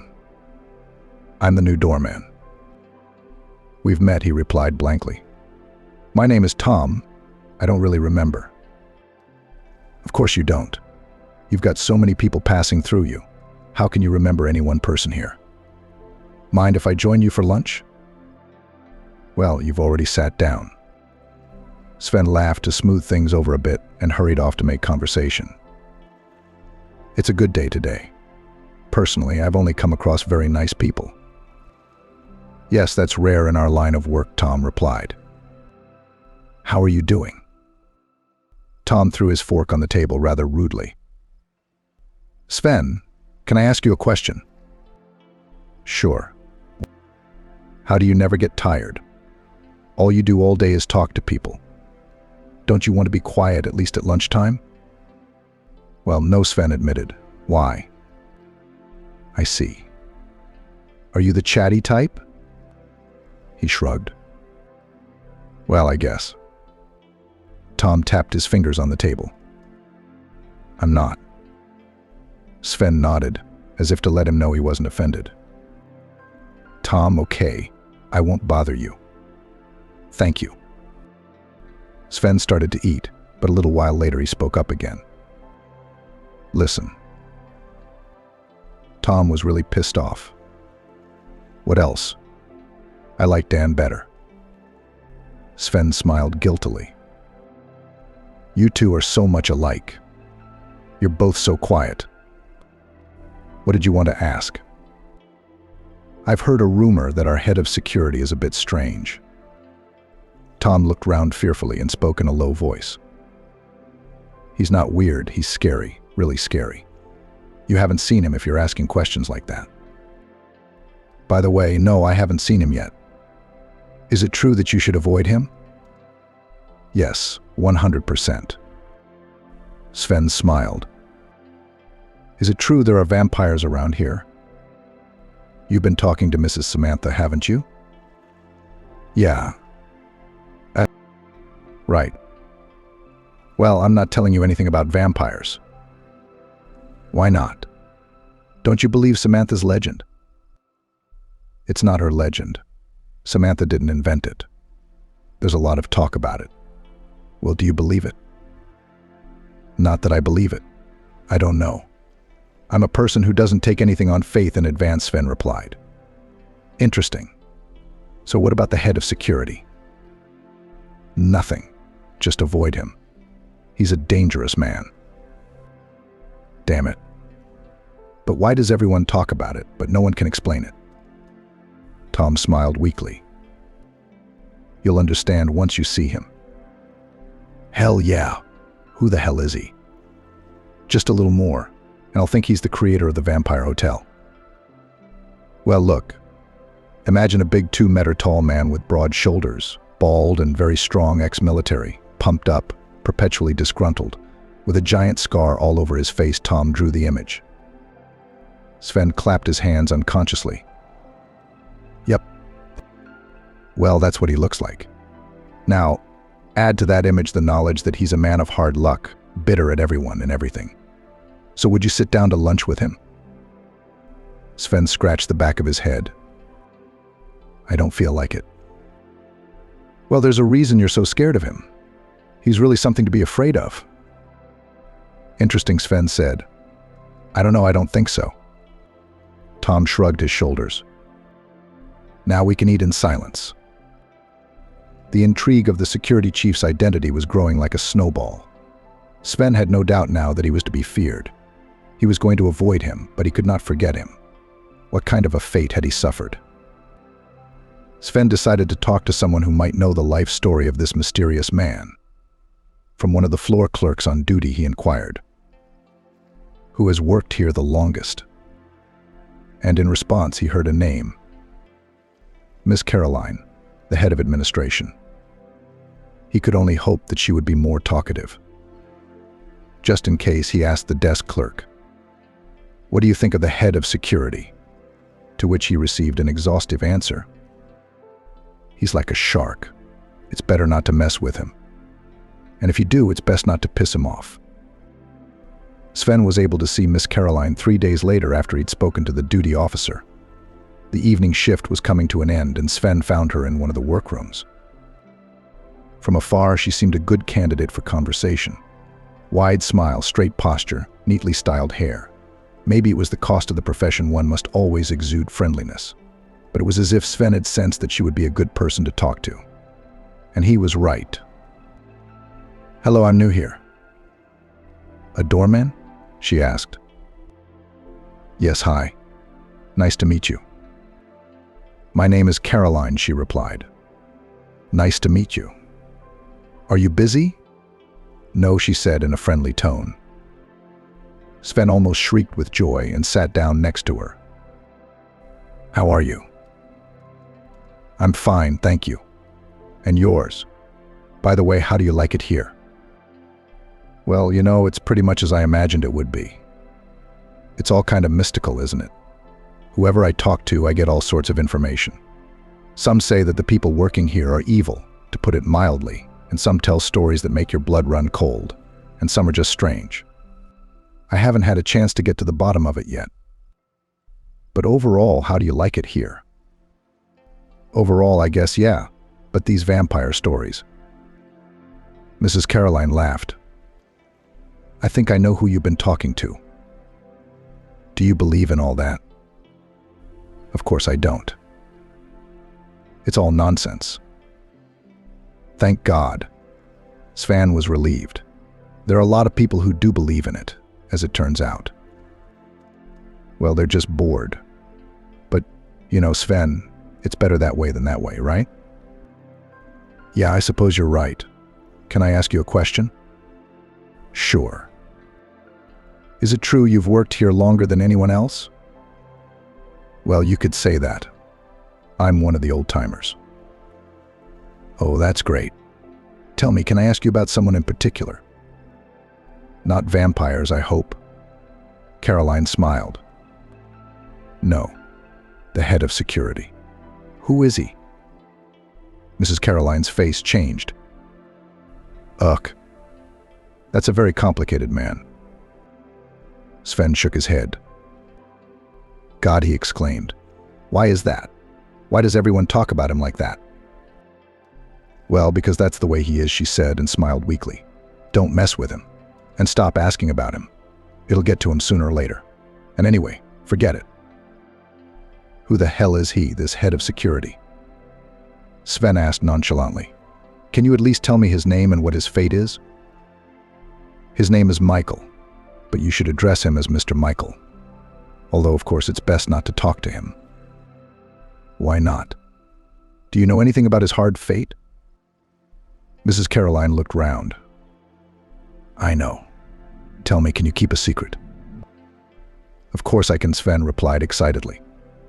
If I don't find out what's wrong with him, I'll go crazy. All I know is that Mr. Michael is unsociable. Most of our team is afraid of him and treats him, shall we say, not in the best way. A lot of people know about his plight, but nobody knows what exactly happened to him. Everyone thinks he's just venting negativity on everyone because of what happened to him. That's basically what it is. But you do know something specific about him, don't you? Yes, I do. Michael and I knew each other in the past. We were both employed at this hotel by the same man, a mutual friend. So this Mr. Michael is one of the old guys like you? Sven asked. Yes. As I said, Mr. Michael is quiet, but he treats me better than the others, so he told me a little about himself. Sven snickered. Apparently it's a mystery behind 7 seals. Actually it is, but I can see you're so interested in him. I'll tell you Mr. Michael's story in return for you promising not to tell anyone, and at least try not to judge him. Thank you, I won't tell anyone, I promise. All right then. In general, Mr. Michael, former officer of special services, held in the Department of Own Security, not the last position, received good money, was married to a good girl who gave birth to his son. Everything was great, so much so that Mr. Michael relaxed. And one day at one of the corporate parties, he fell madly in love with another girl, let's say, with low social responsibility. I don't know what it was about her, but Mr. Michael literally lost his head. Samantha would say he was bewitched. But we know that's not true. She must have been a skilled manipulator, maybe some kind of hypnotist. I don't know. He started courting her immediately, and in the end he was ready to do anything for her, even to leave his family with a child. His wife understood but pretended not to notice, and for nothing. After all, in the end, that second girl set him a condition to kick out his wife or she will leave him. And Mr. Michael was so in love that without a second thought agreed to this terrible act. At that moment, he did not know that his wife was already pregnant with their second child, and when he found out, he convinced her to have an abortion. He left his wife with a child in her arms alone in a strange city, because she was a visitor. He brought his mistress into the house and married her, and forgot about his former family. What happened to his wife is a mystery. Mr. Michael doesn't know, and neither do we. But it was probably because of this act that Mr. Michael's life was in trouble. After a couple of years, he got bored with his beauty, and she started cheating on him left and right, and he put up with it. He was in love. It got to the point where she was having an affair with his boss.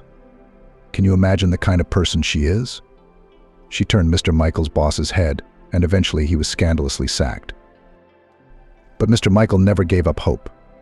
He tried to get a job somewhere else, spinning like a squirrel in a wheel, afraid of losing his beloved. And that fear didn't endear him to his ex-wife's new boyfriend.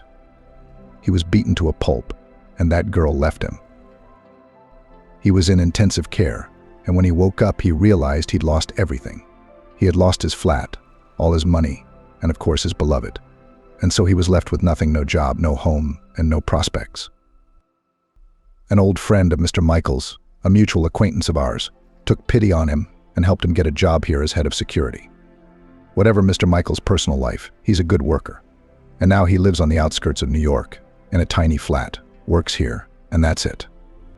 It's not an easy fate, but it seems worthy of its owner. Sven opened his eyes wide. Wow. I was expecting something else. Well, how is it? Miss Caroline remarked. Of course he's offended at the world after that. Sven tilted his head to the side. Well, I suppose. But it's his own fault, really, isn't he? Yes, I suppose so, agreed Mrs. Caroline. But I think he's paid the price too harshly. Where's his wife? You know, the first one who gave him the baby. Mrs. Caroline shrugged her shoulders. I don't know, and nobody knows. Well, have I satisfied your interest? She asked. Sven decided to think for a moment before answering. Although he expected something different, he felt he was glad to know the answer to his question. It wasn't really the head of security that interested Sven. In fact, it wasn't just him. He wanted so much to know the secrets of this place, why everyone talked about it, what the wide doors of the hotel hid. It was only after all this time that he realized it held no secrets. It's all people's fault. Every man has his own special destiny. Yes, thank you for telling me, said Sven. I won't tell anyone. That's good, Mrs. Caroline said. She looked over Sven's shoulder and her eyes widened. Wow, we were just talking about him. There he is. Where?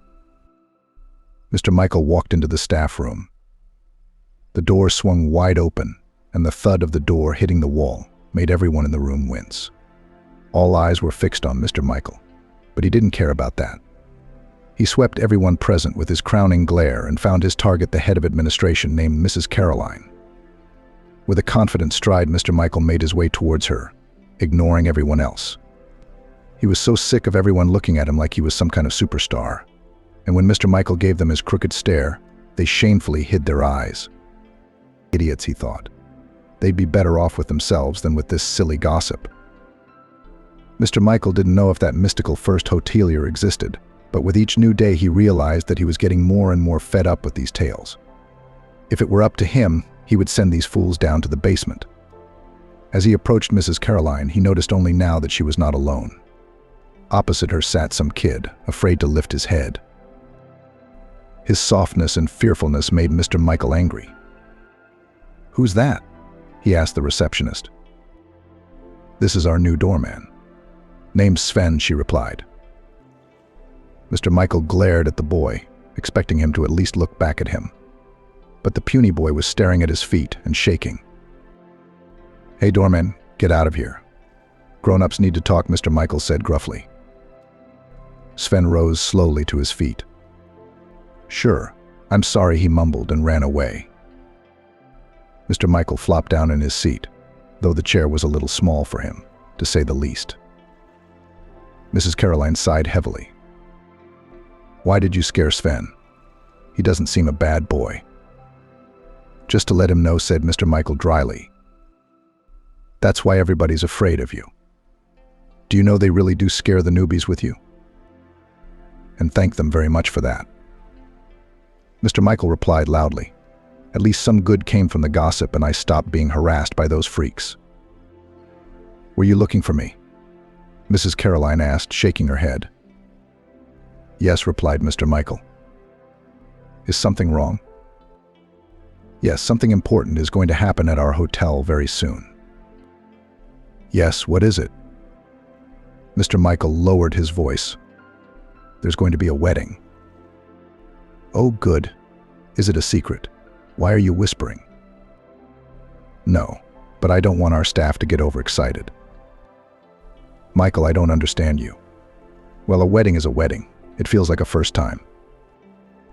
It's about the groom. It's our mayor. What?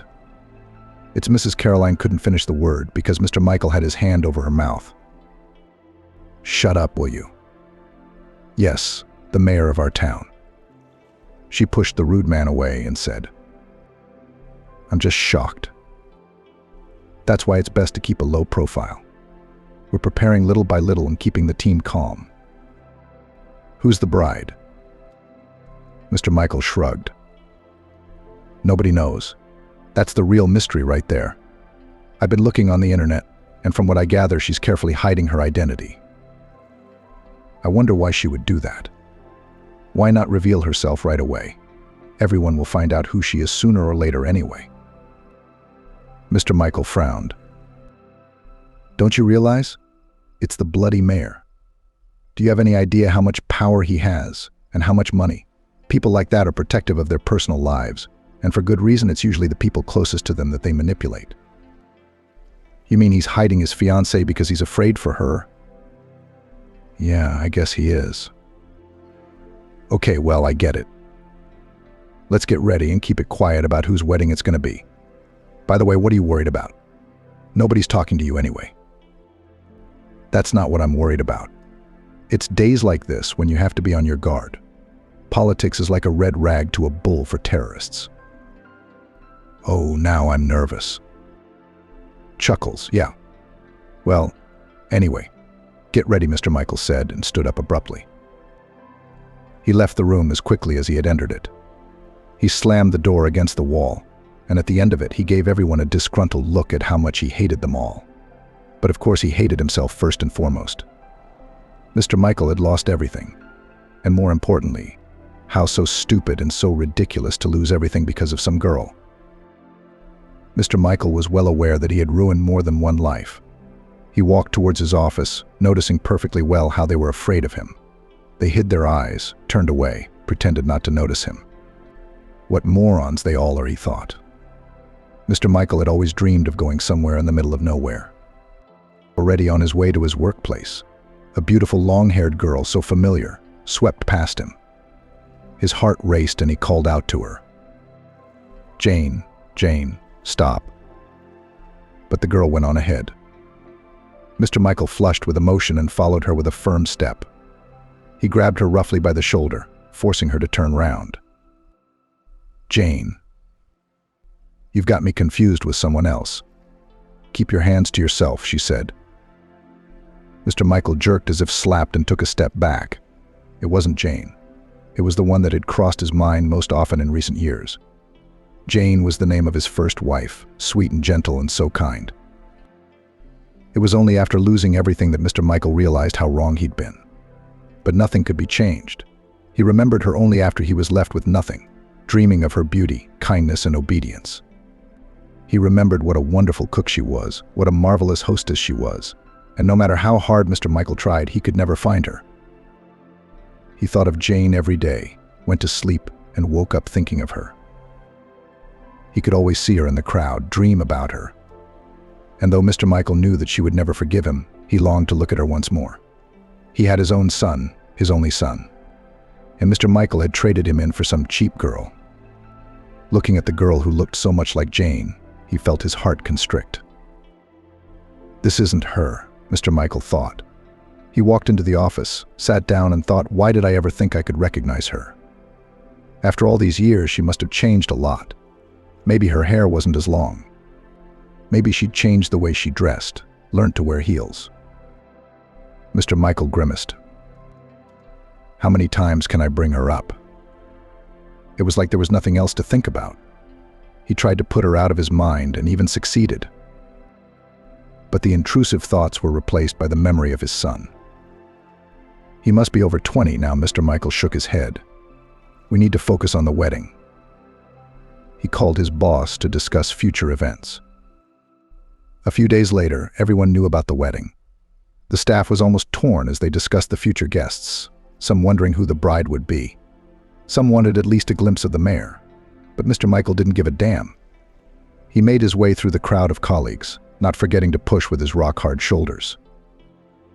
What are you all piled up here for? He asked in a voice that sounded like thunder. The colleagues fell silent. Mr. Michael glared at them contemptuously, waiting for some daredevil to take the lead. "What are you standing there for?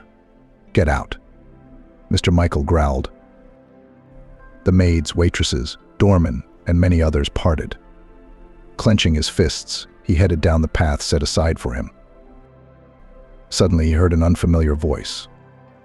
"The representative of the wedding customers is arriving once again today. We're interested in seeing him." Mr. Michael became furious. "Who said that?" he asked, turning round sharply. The doorman took an uncertain step forward. "It's me. My name is Sven. You better stay out of my way." Mr. Michael growled. "Well, you asked," Mr. Michael said the doorman. "I don't care. You're just standing here like idiots to see some representative. You're just sick." But there was a woman's voice. "The rep is so cute."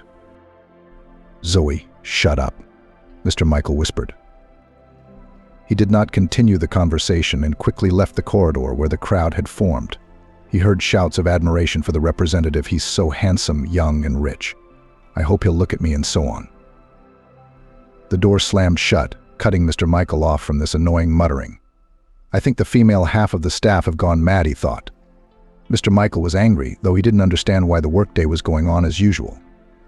He was minding his own business when suddenly he accidentally bumped into someone he had never seen before. He was a tall young man, not expecting to be hit by a big man like himself. The stranger jumped aside. "Hey man, watch it," he exclaimed.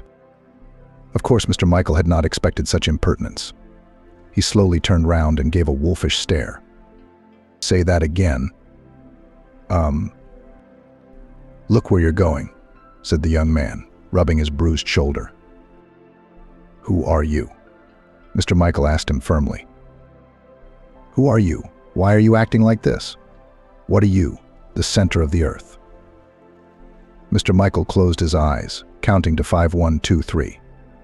A long time ago, a psychiatrist he knew had taught him how to calm down so he wouldn't make a scene. 4. Mr. Michael opened his eyes sharply. "Shut your mouth, puppy, before I smash you against the wall," he growled. "Uncle, you're out of your mind. Maybe I should get you some pills." Joked the stranger. Mr. Michael couldn't stand it and pinned the insolent man against the wall, using only one arm. The young man hung in the air, beginning to suffocate. "Let go." "Who are you?" "Just another night doorman. Didn't they teach you to speak to those above your rank?" he hissed. "I represent the interests of the wedding," he said in a low voice. Mr. Michael released his hand, and his companion fell to the floor, breathing heavily. "What are you doing?" he asked, panting. "Don't forget who you're talking to." Mr. Michael spat out the words and started to leave. But he didn't. From somewhere in the distance came the familiar disgruntled voice of the supervisor. "What's going on here?"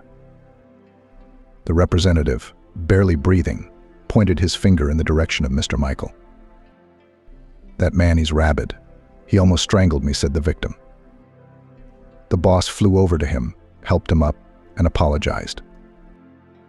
"I'm sorry, for God's sake. I'm sorry. It's our security guard." "Are you kidding me? He's the one you should be guarding everyone from." "I'm sorry, we'll fire him. I'll find someone who can help you." The hotel manager made a quick call, and in a couple of minutes a pretty girl appeared in the corridor where the altercation had taken place. She took the injured man under the elbow and led him away in an unknown direction. Mr. Michael and his boss were left alone. "What is this?" asked the disgruntled boss. "What?" mumbled Mr. Michael. "What the hell is this? So everyone's afraid of you, Michael. And you're our head of security, by the way. You've intimidated the staff, fine, but you're already lashing out at the guests, and that's out of line." Mr. Michael mumbled something to himself. "I want you to act like a human being," the boss continued. Mr. Michael rolled his eyes. "I'm acting normal. This guy asked for it." "You ask for everything. Do I have to fire you or what?" Mr. Michael chuckled. Well, if you promise that ghoul, then go ahead. The manager hesitated. Shit, you know I wouldn't go for that, don't you? Yeah, I suspect not. Of course you're valuable. Where else would I find someone like you? He scratched his chin. This conversation is over. I've got to go, but promise me that was the last time, the boss said. Mr. Michael promised nothing. He knew himself well. He couldn't help himself when he was being rude. With his usual firm step, he went back to the office and tried to forget about it. After all, such an important event for the whole hotel was right around the corner. The day of the wedding had arrived. The hotel literally stood on its ears. From the very early morning began to arrive such guests, at the sight of which even the most steadfast workers lost their grip. Singers, actors, comedians, politicians, artists. It seemed that the best of the best had been invited to this celebration. Waitresses turned up their noses in the hope that some celebrity would pay attention to them. The cooks were going crazy at the cooker, realizing the risk of making a mistake. The maids ran around, peering with interest into the faces of the guests.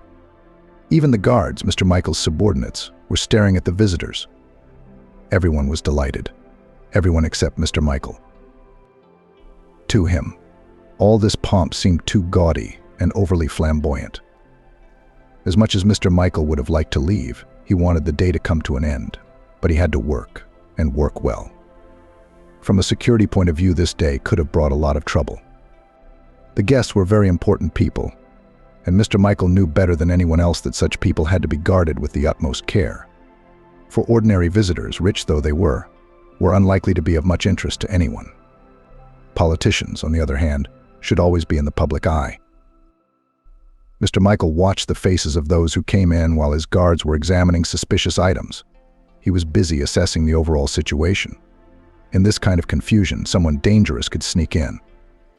No matter how Mr. Michael felt about his colleagues and his guests, he still knew for sure that anything, even his own life, would be sacrificed for the safety of those around him. Staring at the camera monitor, Mr. Michael's heart thudded. He thought he saw a familiar face. No, it wasn't Jane, but someone connected to her. The girl skipped past those annoying guards and the new doorman, scrutinizing the interior. No wonder, as far as Mr. Michael remembered, that lady lived rather poorly. Then what was she doing here? Mr. Michael strained to remember her name. Isabella, perhaps? No, he would never remember whether it was Isabella or not. It didn't matter at all, for it was not the name that interested Mr. Michael. This girl he saw was Jane's best friend. They were in the same class. He'd only seen her a few times in his life, at a wedding and his wife's birthday party. What are the chances that Mr. Michael wasn't mistaken? And if he wasn't wrong, what was she doing here? After a little thought, Mr. Michael jumped up from his seat, and a couple of minutes later was standing in front of the doorman, looking down at him. "What's your name?" "Sven?"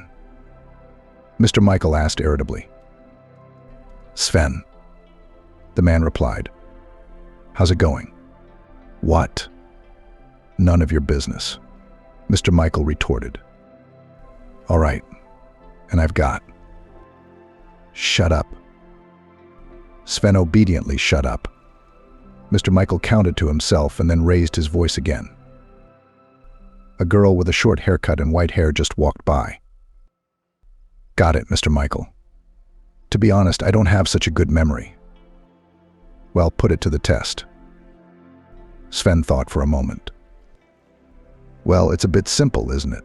I wondered what she was doing here." "Yes," agreed Mr. Michael. "What did she say? What did she ask?" "Oh, nothing much. She asked where the toilet was." Mr. Michael pressed his lips together. "Shit," he frowned. Sven asked, embarrassed. "Why, do you know her?" "Why do you care?" Mr. Michael cut him off. He was silent for a moment, and then he said, "You know, I think you should let it go." "What? What are you talking about?" Mr. Michael didn't understand. Mr. Michael was ready to explode. Did this guy really know something? He was already clenching his fists before he could count to 3. But the work radio made such a sound that Mr. Michael knew it was no good. He rushed towards the guard post, knocking down everyone in his way. This sound is used only in extreme cases. He arrived on the scene and immediately asked, "What's wrong?" "Mr. Michael, there's trouble." Unknown persons called with the message that there is a bomb in the restaurant hall. "Oh shit," he cursed. "Did you get the number?" "Begin evacuation," a voice said. "Calm down," Mr. Michael interrupted.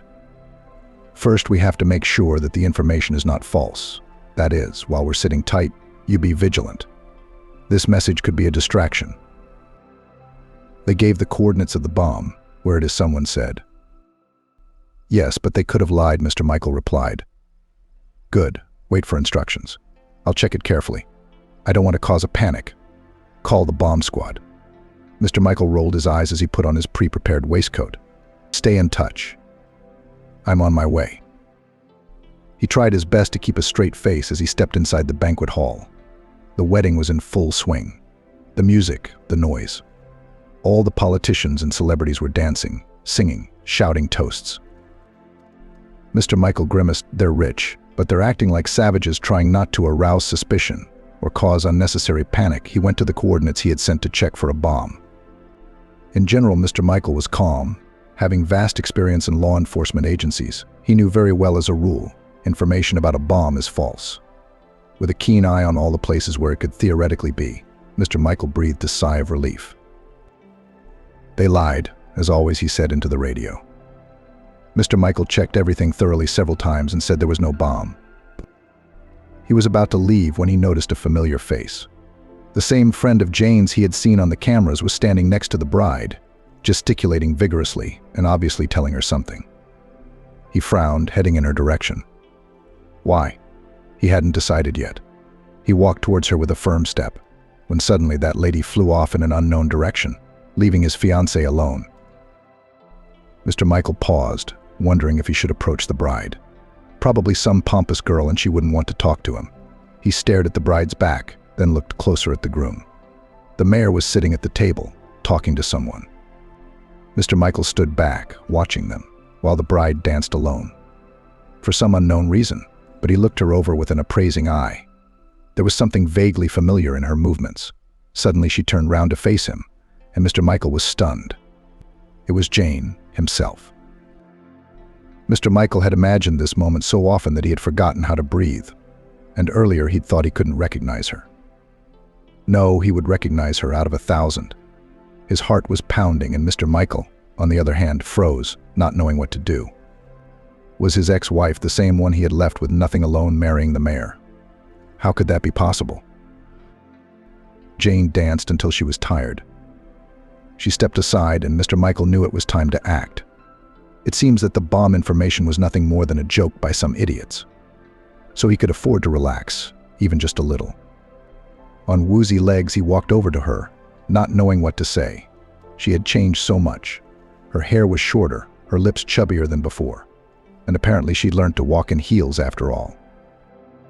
"Jane," he whispered in a shaky voice. If anyone saw him now, they certainly wouldn't recognize Mr. Michael. Jane frowned and gave him a brief glance. "Do we know each other? Who are you?" He took a step forward. "Yes." She looked him over from head to toe. "Are you the security guard? Is something wrong?" "No, it's me, Michael." "Michael who?" Jane asked, perplexed. Mr. Michael's face changed. "Oh, it's you?" she exclaimed. "I am," he replied, averting his gaze. His conscience had been awake for some time, but now it came to him once more.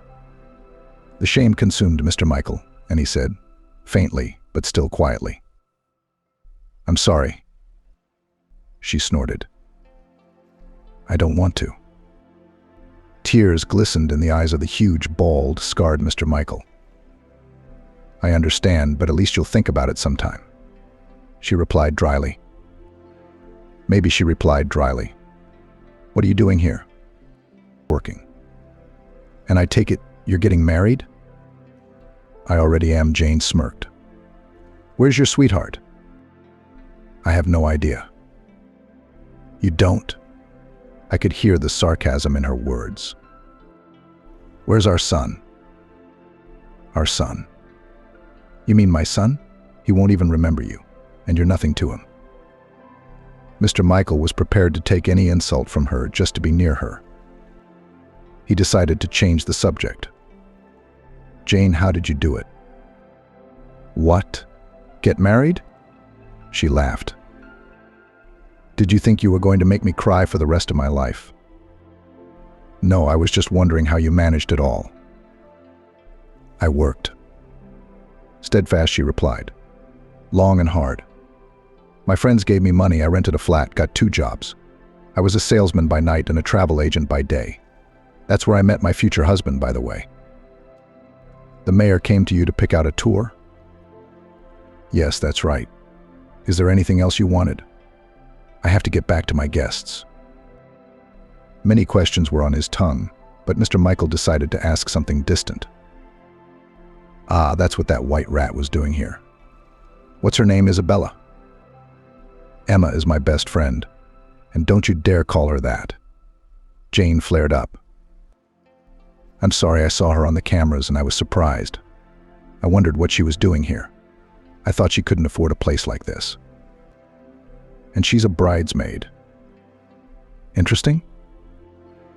That's right.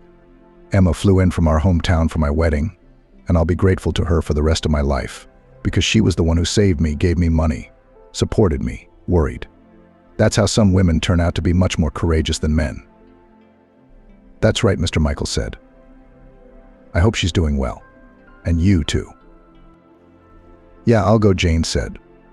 I don't even know why I'm talking to you after everything you've done. I just wanted to apologize for everything. Jane put her head down, but suddenly a rather rough voice made her turn round.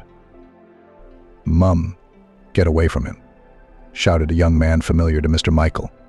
He's a psychopath, and he nearly strangled me. Mr. Michael realized, in the one who had called Jane Mum, he recognized the representative of the wedding planner he had clashed with recently in the corridor. He folded his arms across his chest and looked defiant. At the same time, Jane asked in surprise, John, what are you doing? Mr. Michael's jaw almost dropped. After Jane had called him by his first name, the simple truth came to him. He'd almost strangled his own son in the corridor. He wanted to fall to the ground in shame. At the same time, John approached Mr. Michael and looked him contemptuously in the eye. What the hell are you doing here? You should have been sacked. Mr. Michael didn't break eye contact, but he wasn't in the mood for an argument. He put his hand on John's shoulder under the surprised looks and squeezed it. Son. John laughed, brushing his hand off. Man, what are you? He looked at Jane. Mum, John sighed heavily. Is it true? Look at it. There he is, your father, she said mockingly. The same one who left us, who threw his pregnant wife and baby out on the street. Is that how you imagined him? There he is. John wrinkled his nose. Yes, I'd be glad not to know him. Mr. Michael blushed, turned pale. Even he had literally no words to try to defend his honor in just a few minutes. His conscience, however, would not even allow him to open his mouth in their direction. He lowered his head, deciding that he was worthy of any insults. But there were none, for at the same second there was a loud, chilling clap. Mr. Michael knew that sound well. While the artists and politicians, who knew only the good life, turned their heads, he got down to business. The minutes counted.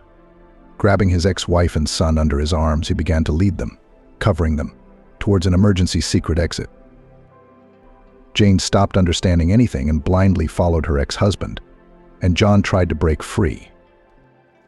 What's going on? But his mother quickly made him realize that this was no time for jokes. Follow your father now. All this lasted only a couple of seconds, but Mr. Michael quickly realized what was going on. Long before the main villains appeared, armed terrorists burst into the banquet hall. The guests screamed in terror. Someone fainted. Most of them rushed to the exit, but the way was blocked. A terrorist, probably the ringleader, fired a machine gun into the ceiling. get down on the ground. But they didn't yet know who they were messing with. There was someone in the banquet hall who was out of their league. Mr. Michael knew at once what had happened.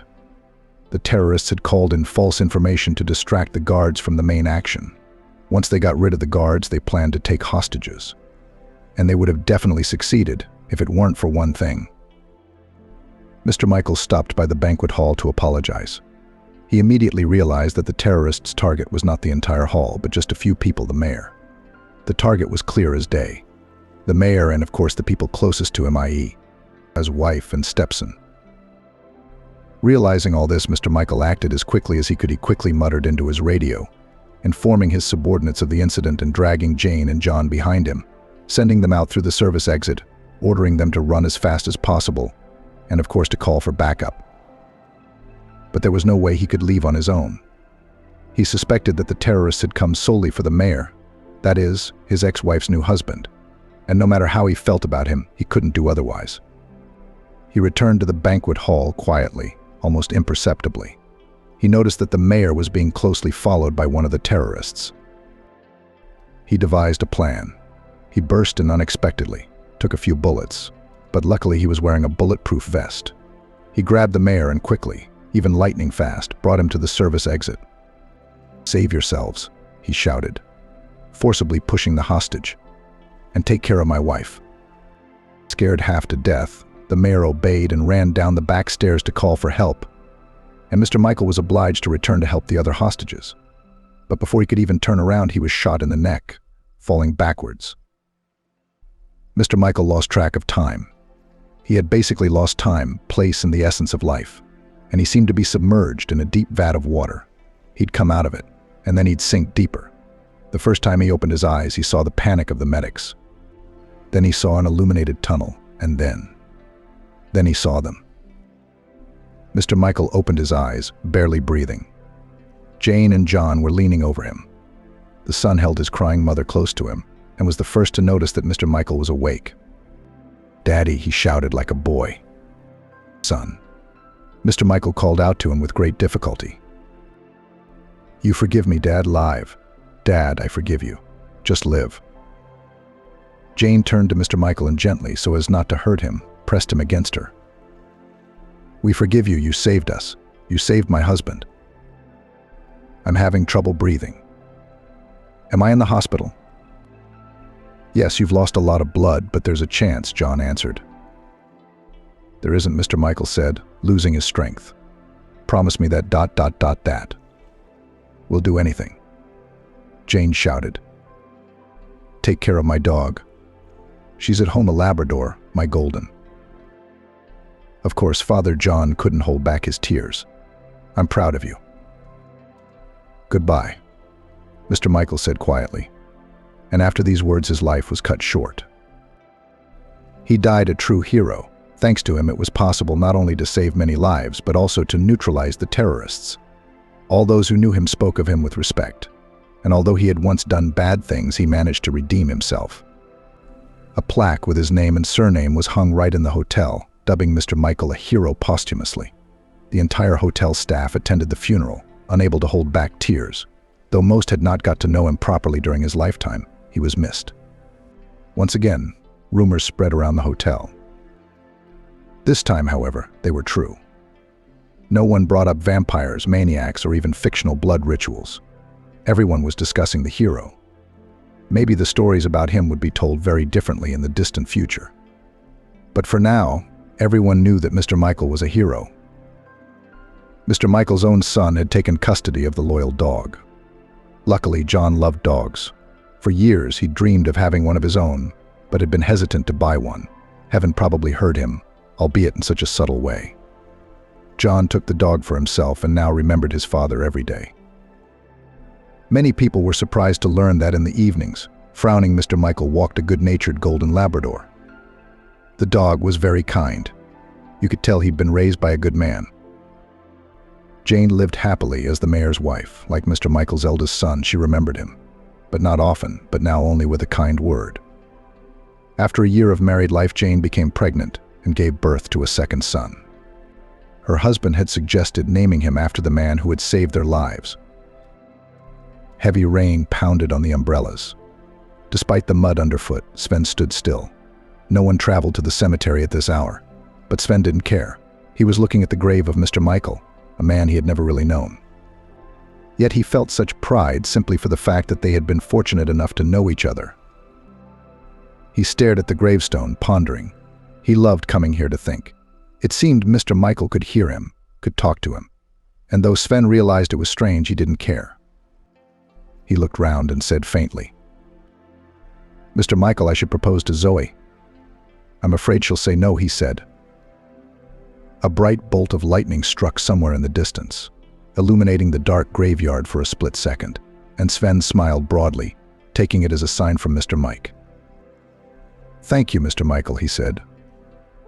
"I'm on my way to buy the ring now."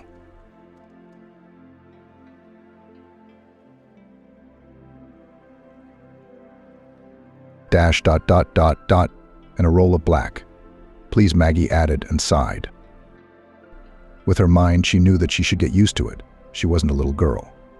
But somewhere inside something froze desperately every time she had to go to the store, or to the post office, or any place that required contact with human society. Now it was happening all over again. No, she wasn't going to cry at the unfair offense she'd outgrown that long ago, but still. Don't meet anyone's eyes. Don't respond to angry, cruel words. Just exist in the present moment. Live, breathe, do what you need to do. And then exist in the next moment, and so on, endlessly. This strange but unexpectedly effective advice was given to her by Vivian, a colleague at work, and as Maggie knew for sure, almost the only living soul who was not disgusted by her. "You, Maggie, be strong," Vivian had told her more than once. "Build up your thick skin like a hippopotamus." But it wasn't easy to follow that good advice. It seemed to Maggie that she would be happy to exchange bodies with a hippopotamus and spend her life in Africa, splashing in the cool waters of the Nile or Lake Titicaca. But reality was not magical, materialistic, and ruthless to the extreme for someone like her. "We're out of powdered milk," Lexi said, stretching her immense muffin shape after looking at the lower shelves for what she was asking for. "Are you going to get fresh?" "I will," Maggie nodded. "Do they have plain condensed milk? Or only with coffee?" "Oh, can you hurry up? There's people waiting. And I have to go to Edie's for cheese." Taya, the mother of a large family, who had to go to the store as a breath of fresh air, because at that time the 4 youngest children were left under the care of the 5th eldest 12-year-old Timmy. "Come on, Taya." Nick, the tractor driver and the village's main joker, grinned with a gap-toothed smile. "Can't you see that Maggie wants to sweeten her life for us? What else can she do but eat condensed milk and chocolates, eh? Other joys of woman's life." At these words, Nick winked and dashingly snapped his cap. "I don't see any, you know." A chuckle passed along the line like a breeze over dry grasses. It was almost harmless, but with a subtext Maggie knew well. "You're a stranger to us. You're not like us and you're flawed. We should pity you.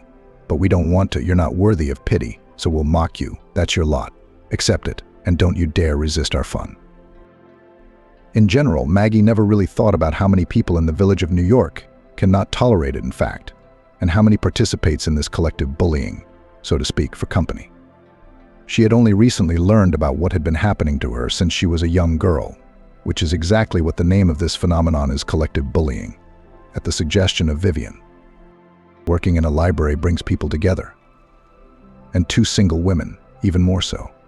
Maggie had come here exactly 3 years ago, right out of high school. And in fact, without any education should not have been accepted, but Vivian put in a word with Freddie the head and said that Maggie the girl is Nachaitnya smart, and since the library willing to go to work, the queue is not behind the threshold, so we must take Maggie. For Maggie, the world changed for the better for the first time in years. She had a job, and even if it paid very, very little, but it was enough for her. There was enough to pay for light and other utilities, enough to eat the simplest things and the rest. Maggie still wore the clothes that her mother had bought. New bought a jacket, demi-seasonal, and winter boots, and let the quality was market, and if carefully worn, not 1 year enough. Neither cosmetics, nor jewelry, nor even all sorts of things in the house unnecessary Maggie did not buy. Just no need. Once there were aspirations for all sorts of material things, but then when it became finally and ruthlessly clear what it all somehow lost meaning. And now Maggie saved herself in books. Oh, books. New York's library collection was rich. Classics, that is, naturally, first of all, and in a huge assortment. But there were also a lot of novelties. The superintendent, with Vivian's support, kept an eye on that. And Vivian regularly replenished the collection with what she herself had bought and read. "I don't like to reread," she once explained. "How many more books are waiting for me, so why go back to the old ones? So let people rejoice." And the first person to rejoice was Maggie. Vivian never said so, but she had chosen some of the new books to please her young assistant. They say that life is more interesting than any book. Vivian liked to repeat with various variations of details. And I'll tell you this, what kind of life should it be to be cooler than that detective story? Well, in the red cover, last month with you read. No, let such interesting adventures remain on the pages of books, otherwise you may not leave alive. Or in life, if you are very lucky, you will meet one love. But here, you open books and once so many interesting men, and all sorts of different. They're you and noble aristocrats, and brave detectives, and generous millionaires. No, Maggie, personally I from books, no matter what happens in life, no way will not give up. They're my bread. 45-year-old Vivian was born, raised and married here in New York. She knew little Maggie and her mother. But then, after her husband, who went to earn a lot of money, Vivian went to a distant city. Only that did not add up great hopes. Her husband died tragically in an accident at a construction site, and Vivian returned to her small homeland. She got a job in the same place where she used to work in the library.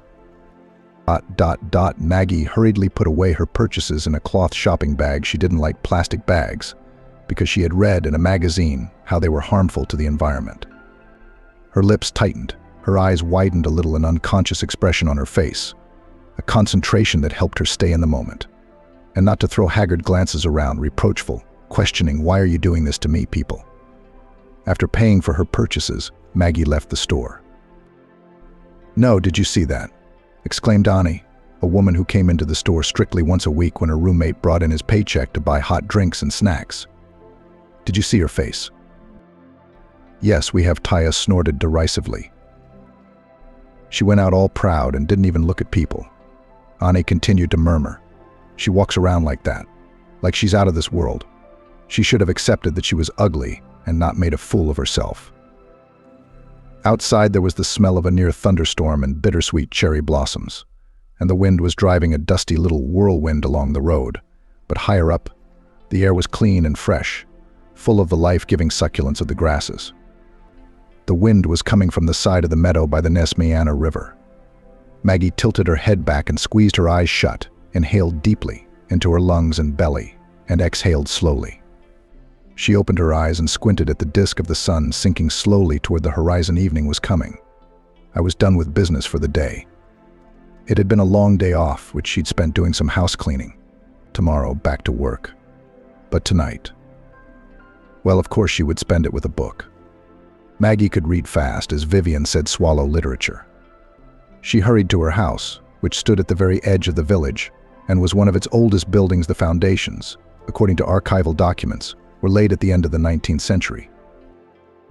We laid out our purchases and made tea, 1/3 black and 2/3 herbs and berries, a fragrant selection bought from Eddie, a perky old man who traded not only with the locals but also at the market on weekends. Edie was probably the second person, after Vivian, who treated Maggie really well. The girl had changed into her home clothes, a cozy fleece suit of pants and a hooded sweatshirt, pink in color. Her hair, which had been bundled up for the day, was loose, combed and braided. Her mother had taught her to do that. I corrected the pendant on the gold chain around her neck. It was twisted while she was changing clothes, and squeezed it in her palm for a moment. Only this jewelry I had worn since childhood. Only it, in fact, remained as a reminder of my mother. "Oh, it's already cold," Maggie exclaimed, realizing that she had frozen in the middle of the house, and hurriedly poured tea into a cup, added boiling water, and finally, opening a bag of gingerbread with jam filling, sat down in a cozy old plush armchair, covered her feet with a plaid, and opened a book, a new novel from her favorite author, and of course about love. No, Maggie read all sorts of genres, but on days like this, when it was especially nauseating, she wanted something light, with humor, and that necessarily with a happy ending. And also, Maggie didn't even tell Vivian this, but when she read, she always imagined herself in the shoes of the main character. That is, she imagined that she, Maggie from New York, is Stella, Jessica, Angelica, Suzanne, or some other person. Beautiful, so that men would fall at her feet. Strong and independent, but hungry for love, which would surely catch up with her. And once, when Maggie was very young, about 12 years old, she thought that when she grew up, her life would be happy, interesting, and just like in the book. Then, in that happy time, Mommy was still alive, and the curse stain seemed like a small, annoying blemish. Then it was no bigger than a fingernail, and sat above her upper lip on the right side of her face, just as a lady of the gallant age had unsuccessfully tried to draw a fly with pink blush. "Daughter, what are you doing that for?"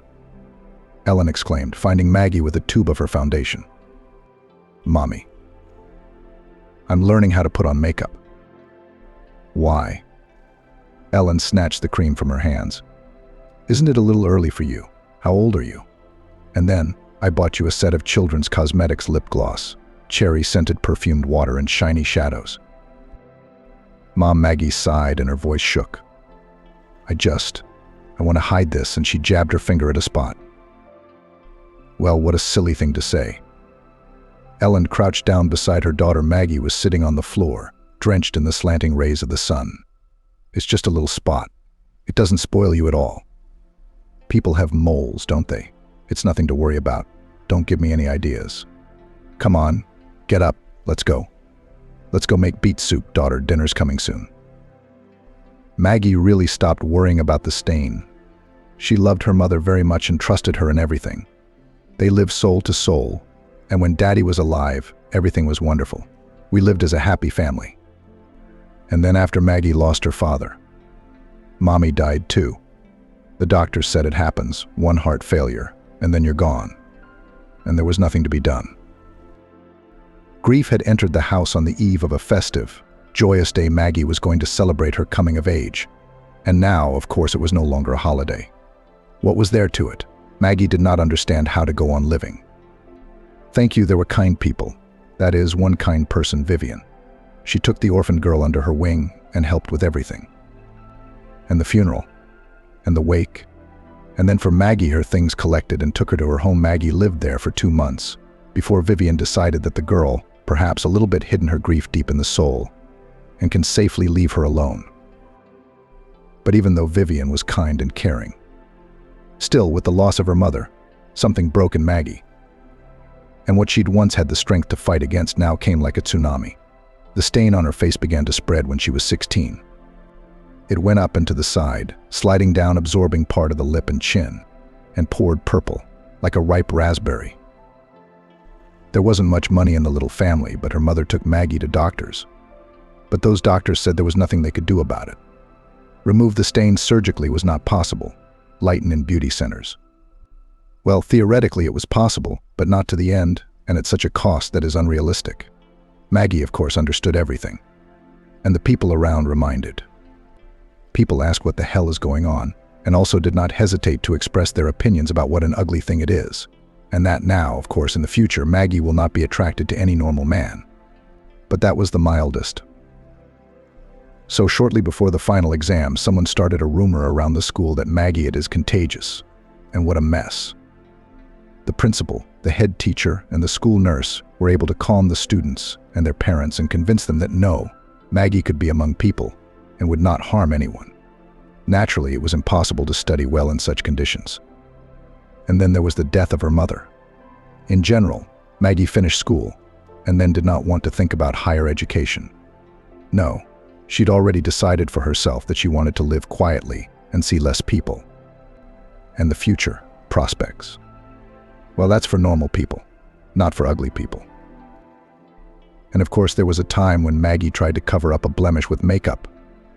Only there was a problem. The skin in this place was characterized by painful sensitivity, and on all the cosmetics that she tried, her face began to burn and bake. It itched, and even the rash went to the neck and arms. And then Maggie decided that's it, enough. Apparently. Fate? The universe? Some kind of evil fate. Whoever and whatever was behind all this, I guess it was her destiny to live her whole life as a freak. Good morning. Vivian was in her usual good mood. It would have been annoying for any other person, but Maggie was used to it, and even thought secretly that Vivian was like a battery for her. She didn't let her fall into despondency when it was really hard. After saying hello, Maggie went to the back of the room to sort through the new arrival of books. Vivian and the head of the library went along with her without any special requests. Understanding everything, Maggie never checked out books. She worked in the bowels of the institution, putting everything in its place, entering it into catalogs, putting things in order, sometimes fixing wrinkled books. In general, she had enough to do. Vacation's coming up, Vivian said at lunchtime. Maybe we could go away together, huh? Not far.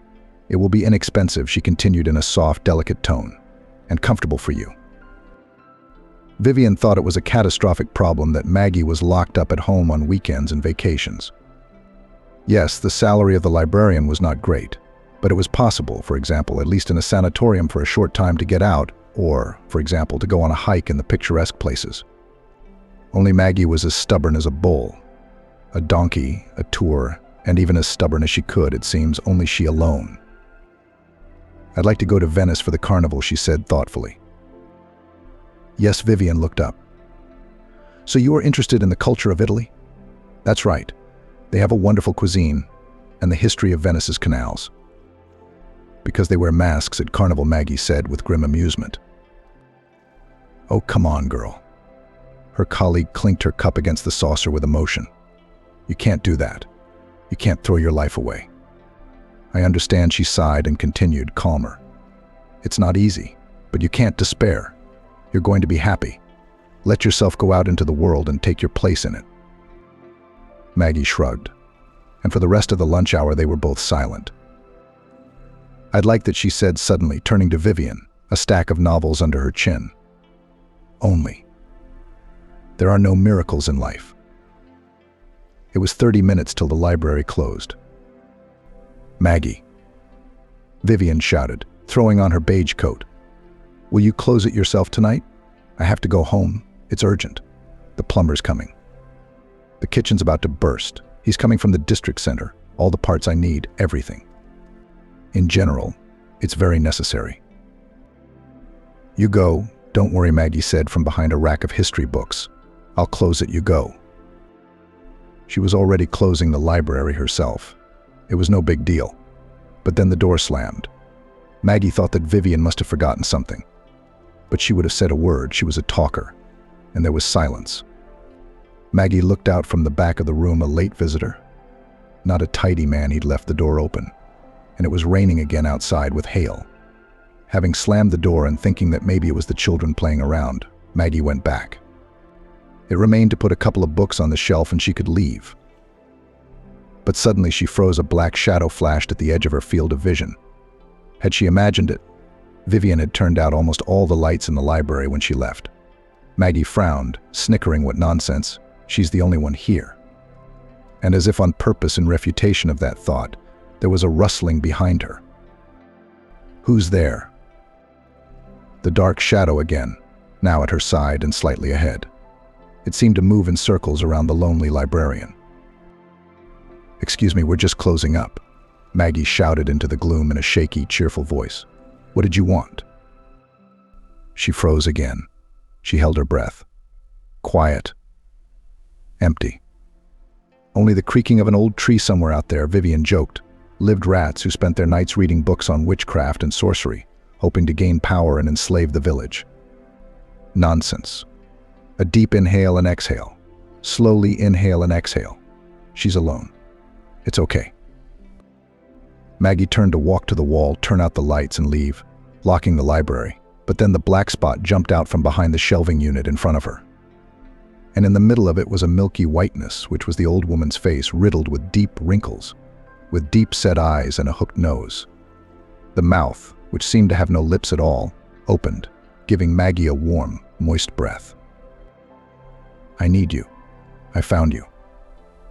Swap child, I found you. I need you. Maggie had never seen a horror movie. She never read scary books. She was generally averse to anything scary. Vivian once joked that modern man should not be afraid of scary movies. They help to bear all sorts of bad things in life. Because after you looked at the monster from the depths of the caves, which ate half the city, why should you shake, say, from an overdue payment on your loan? But Maggie disagreed with her. And now, perhaps, she thought, was Vivian right about something? Because, well, really, it's just some old stranger dressed in black who sneaked into the library and pounces with incomprehensible cries. What's there to be afraid of? She was scared. How weak. Her heart skipped a beat. Her legs felt like cotton. And Maggie fainted. Maggie?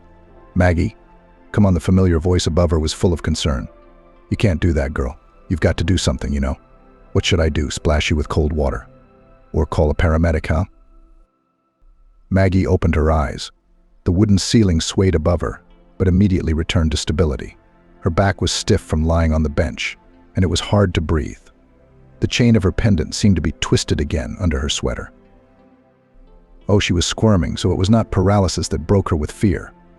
Well, what have you achieved, old witch? I told you. It's no good, that's how it is. Going for the girl. Maggie looked at the speaker and was surprised to find herself somehow transported from the library to Edie's grandfather's house. You're heavy, he informed her, as if he'd read her mind. I had to carry it. Well, what was I supposed to do? I couldn't stay there. The library was supposed to be closed, and it would have been awkward, a place for books, silence, science. Edie put his index finger up. And not for all the fainting and debating. What kind of debriefing?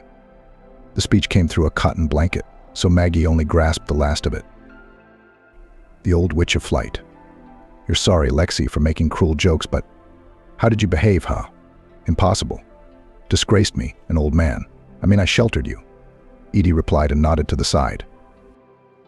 Maggie now only noticed that besides them there was a third person in the room. That old woman. Sheesh. The old man jumped up to Maggie and took her gently by the shoulder. You're going to fall again, and I'll have to lift you up again, won't I? You take it easy, dear. I'm sorry, Maggie sat up gingerly, and she still didn't understand what was happening. No, Grandpa Edie himself was well known to her. A lonely old man, about 100 years retired, he lived quietly, a kind of local hermit. However, it was known that Edie had a son and a grandson in the big city, and they were doing well. They called the old man to them, offered to place him in a comfortable, modern nursing home. But Edie flatly refused and stayed in the village. And somehow, he lived strong, fast, despite all the diagnoses from doctors. He kept a flock of goats with strange, long ears and a few sheep. A local man helped to take care of the livestock. From the milk, Edie brewed amazingly tasty delicacy cheese, which almost all went to the market, and of course the local table. In addition, in his time, grandfather went to the forest he alone knew their special, generous mushroom and berry places, and also collected herbs for tea, and all this also sold a little bit. The mysterious old woman in black sat on a chair at the side and was looking through something in her hands. Maggie squinted. It was beads of colorful stones. Her favorite beads, the old man said thoughtfully. I once gave it to her for her birthday. Grandpa Edie, Maggie said timidly. Who's that? Oh, the old man waved his hand, smiled awkwardly, looked at them both in turn, chewed his lip. Well, first of all, I'll tell you what, don't be scared of her. Lexi, she's a harmless character. She's my, let's say, longtime acquaintance here. Really? I didn't invite her to visit in any way, and I wasn't expecting her at all. But she just showed up. Well, as if from under the ground. I already talked to her. Why did you come here? And she, I'm sorry, old man, I didn't see it coming. She rushed to you. Me. Maggie frowned, rubbing the back of her head, where a lump was forming. Don't ask me questions, I'm shocked. Edie waved his hands, and Maggie realized from the look on his face that he was totally confused about that part of the story. Lexi? Edie called quietly to the old woman. Lexi, my dear, kindly, can't we talk? And that, Maggie isn't mad at you for scaring her. I'm really not mad, Maggie added hurriedly. It's just that you just showed up out of the blue. A lost child, said the old woman. She raised her head, gazed with her eyes, opened her mouth to say something, and suddenly relaxed again. Her shoulders slumped. Her head hung down, her fingers slipping, searching through the beads. Those were her words that started it all. Edie sighed. I wondered what she was up to. He looked at Maggie in a strange, guilty way. She was babbling about some child, but who? You'd never know it. And then, when I brought her to me, and we sat down to talk, the old man scratched his short, bushy beard, which had not had a single dark hair in it for 20 years. Grandpa Edie Maggie stood up, stretching. She was feeling better. But Grandpa Edie didn't seem to be doing so well. He was very pale. Would you like some tea? You're right, said the landlord. You've been on your feet all morning. I thought to rest. I was coming out of the forest and I saw this one walking along the road. She was walking like that. I could feel that she was very tired. What road? Maggie asked. The one to the bus stop. No, the one that goes through the grove to the former state farm and turns there. Well, it's also the road that the dacha owners often use to get to the community. So I think Edie squinted. Either someone gave her a ride, or she was coming from the district center, and she could have come there by electric train or some other transport. Only as I know from the last one, Lexi didn't live in the city, in this million-strong city, but far away from here. Does she have any relatives? I don't want to say anything offensive, Maggie suggested cautiously. But don't you think she has mental problems? Did you say that in scientific language? Edie grinned. You mean about Lexi being stupid? Yeah, that's a thing. But I've been through something like that. You'd have to try to stay sane after that. Edie was silent again, looking at Maggie strangely again. What happened? Maggie asked, and the next moment she almost shrieked, because the old woman had moved closer, sat down at the table, and reached for a cup of newly brewed tea. She took a sip, nibbling. She looked at the girl attentively, shook her head. How about some jam, Lexi? Edie asked. There's strawberry jam. Come on, said Grandma. I'm a little fuzzy in my head. I'm sorry if I've offended anyone, but only. Oh, all right. Suddenly she waved her hand, and her voice sounded clear, and it seemed that she was in good order mentally. Apparently you don't believe me either. Nobody believes me. And I found you, didn't I? And she jabbed her finger at Maggie again. Don't worry, Lexi, Edie said. Don't worry. It's all yours and we'll figure it out. Let's have some tea for now. And I'll tell Maggie our story first, if you don't mind, okay? He waited for a while. Silence is a sign of agreement, Edie proclaimed, and then he spoke. Talking about his past, mixing it with what Lexi had told him earlier.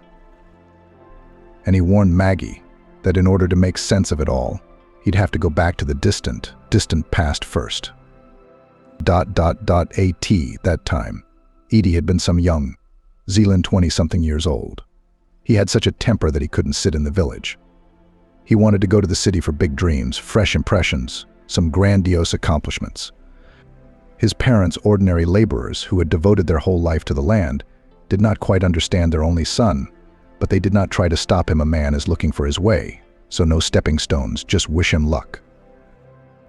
Edie entered a construction technical school, but already in the second year he started working with his hands thanks to science from his grandfather, who was a master of wood and taught him how to handle it so that the beauty came out of any piece, even from a small twig. The fame of Eddie's skill spread like a nightingale's song in the spring, and soon he was invited to join a team that was building a summer house for a big man named Alex Grace. And this dacha was not one of those where people go on weekends to plant potatoes and fry kebabs, although theoretically it was possible to do that here too. But first of all, this dacha was planned as a place of almost year-round residence for Alex's wife Judy, and for his son Ben, who, like his mother, suffered from agonizing asthma attacks. And so, as the doctors advised to spend more time outdoors, such attention was paid to the cottage. This work Edie liked Alex paid generously and said simply, "Make it beautiful. I want to make my wife and son happy." And Edie was happy to try. He covered the railings, windowsills, and everything else he could with skillful carvings. But he also did not forget about the future. He treated it with the right compounds, so that neither bugs, nor dampness, nor time were not afraid of wood. Well, in general, so that in the future Alex's grandchildren and great-grandchildren could enjoy the dacha. The work was going fast, and as they say, with a song. And also the further, the more Edie wanted to sing, not just for fun, but for one particular person. Her name was Lexi, and she was a personal assistant and babysitter to little Ben. The statuesque blonde Lexi was so good, but also strikingly silent and sad. Eddie, however, who had never failed in life, decided that he would get her attention. "Don't try," Lexi said one day when he brought her the first strawberry from a nearby forest. "You're a good guy, but we'll never be together." "Why not?" Edie was taken aback. There was something about Lexi's tone that he didn't like. Oh, he didn't like it. "I'm a curse," she replied. "What?" Edie was taken aback. "What kind of prejudice and superstition is that? It's not Soviet, you know." "I'm cursed," Lexi repeated stubbornly. "My grandfather, a fist, drove away a worker. She was in a heavy situation. She starved to death. That's when my family was cursed. Women can't bear children, and some are barren. I am barren, maybe." She looked adoringly at Ben, who was playing in a sandbox under a red mushroom hat canopy. "Since I won't have children of my own, I can at least be a babysitter for this family." Later, Edie repeatedly told himself that, no, he didn't believe in the curse. He wasn't stupid, and it wasn't because he'd given up on Lexi because she couldn't have kids. He decided that they just couldn't be together. They wouldn't get along in the end. However, Edie decided they could and should be friends. Lexi didn't mind that at all, by the way. The work on the cottage dragged on until the late fall. Edie, back home, did not miss Lexi and soon got married. His chosen one was the daughter of the neighbors, and as it turned out, parents from both sides had long ago agreed that it would be good to marry the children. However, the joys of young family life did not prevent Edie from remembering Lexi, and they corresponded. True, Edie's wife, when she learned about this friendship, at first she was jealous, of course, what kind of friends her beloved husband could have. But in time she realized that Lexi was not dangerous. Time flew by. Sometimes Edie, his wife Sophia, and Lexi even met and had a good time together. And it also turned out that Lexi could give 1,000 valuable tips to a young mom and help to get scarce and even imported things for the baby. Edie had a son. Time flew on. Lexi, as she once said, never married, devoting herself to taking care of Ben. And even as he grew older, well, she somehow stayed in the family. Who else would want me? That's how Lexi explained her situation. And when my master Ben gets married, when he has kids, I'll be useful. Yes, Lexi called Ben that, and even more so, her father, and repeated that the meaning of her life was in faithful service to these people. Edie felt sorry for her, because he reasoned that it was a very good thing when a person was faithful, when they were willing to help. That it's good when a person melds his or her soul with loved ones, and it doesn't matter whether they are relatives by blood or by mutual decision. But at the same time, oh, how unkind, dangerous it is to dissolve into the lives of other people. It's not long to lose yourself. In the meantime, life went on as usual, and one day Lexi sent a happy message. Ben decided to get married, but the choice of the chosen one worried Lexi. And the thing was this, it was the 90s and a lot, oh how much, had changed. Alex Grace had transformed from the director of a large department store into a successful businessman and was preparing a great future for his son.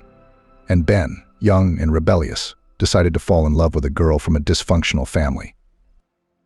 His father resented him, saying, how could it be so? There are girls from good families. Business partners have already seen several brides choose anyone. Everyone will go, will throw their arms around you. But Ben did not yield to his father's stubbornness and said firmly that he would marry Peggy, and then he could do whatever he wanted. I don't care if they disinherit him. I don't care if they kick him out of the house.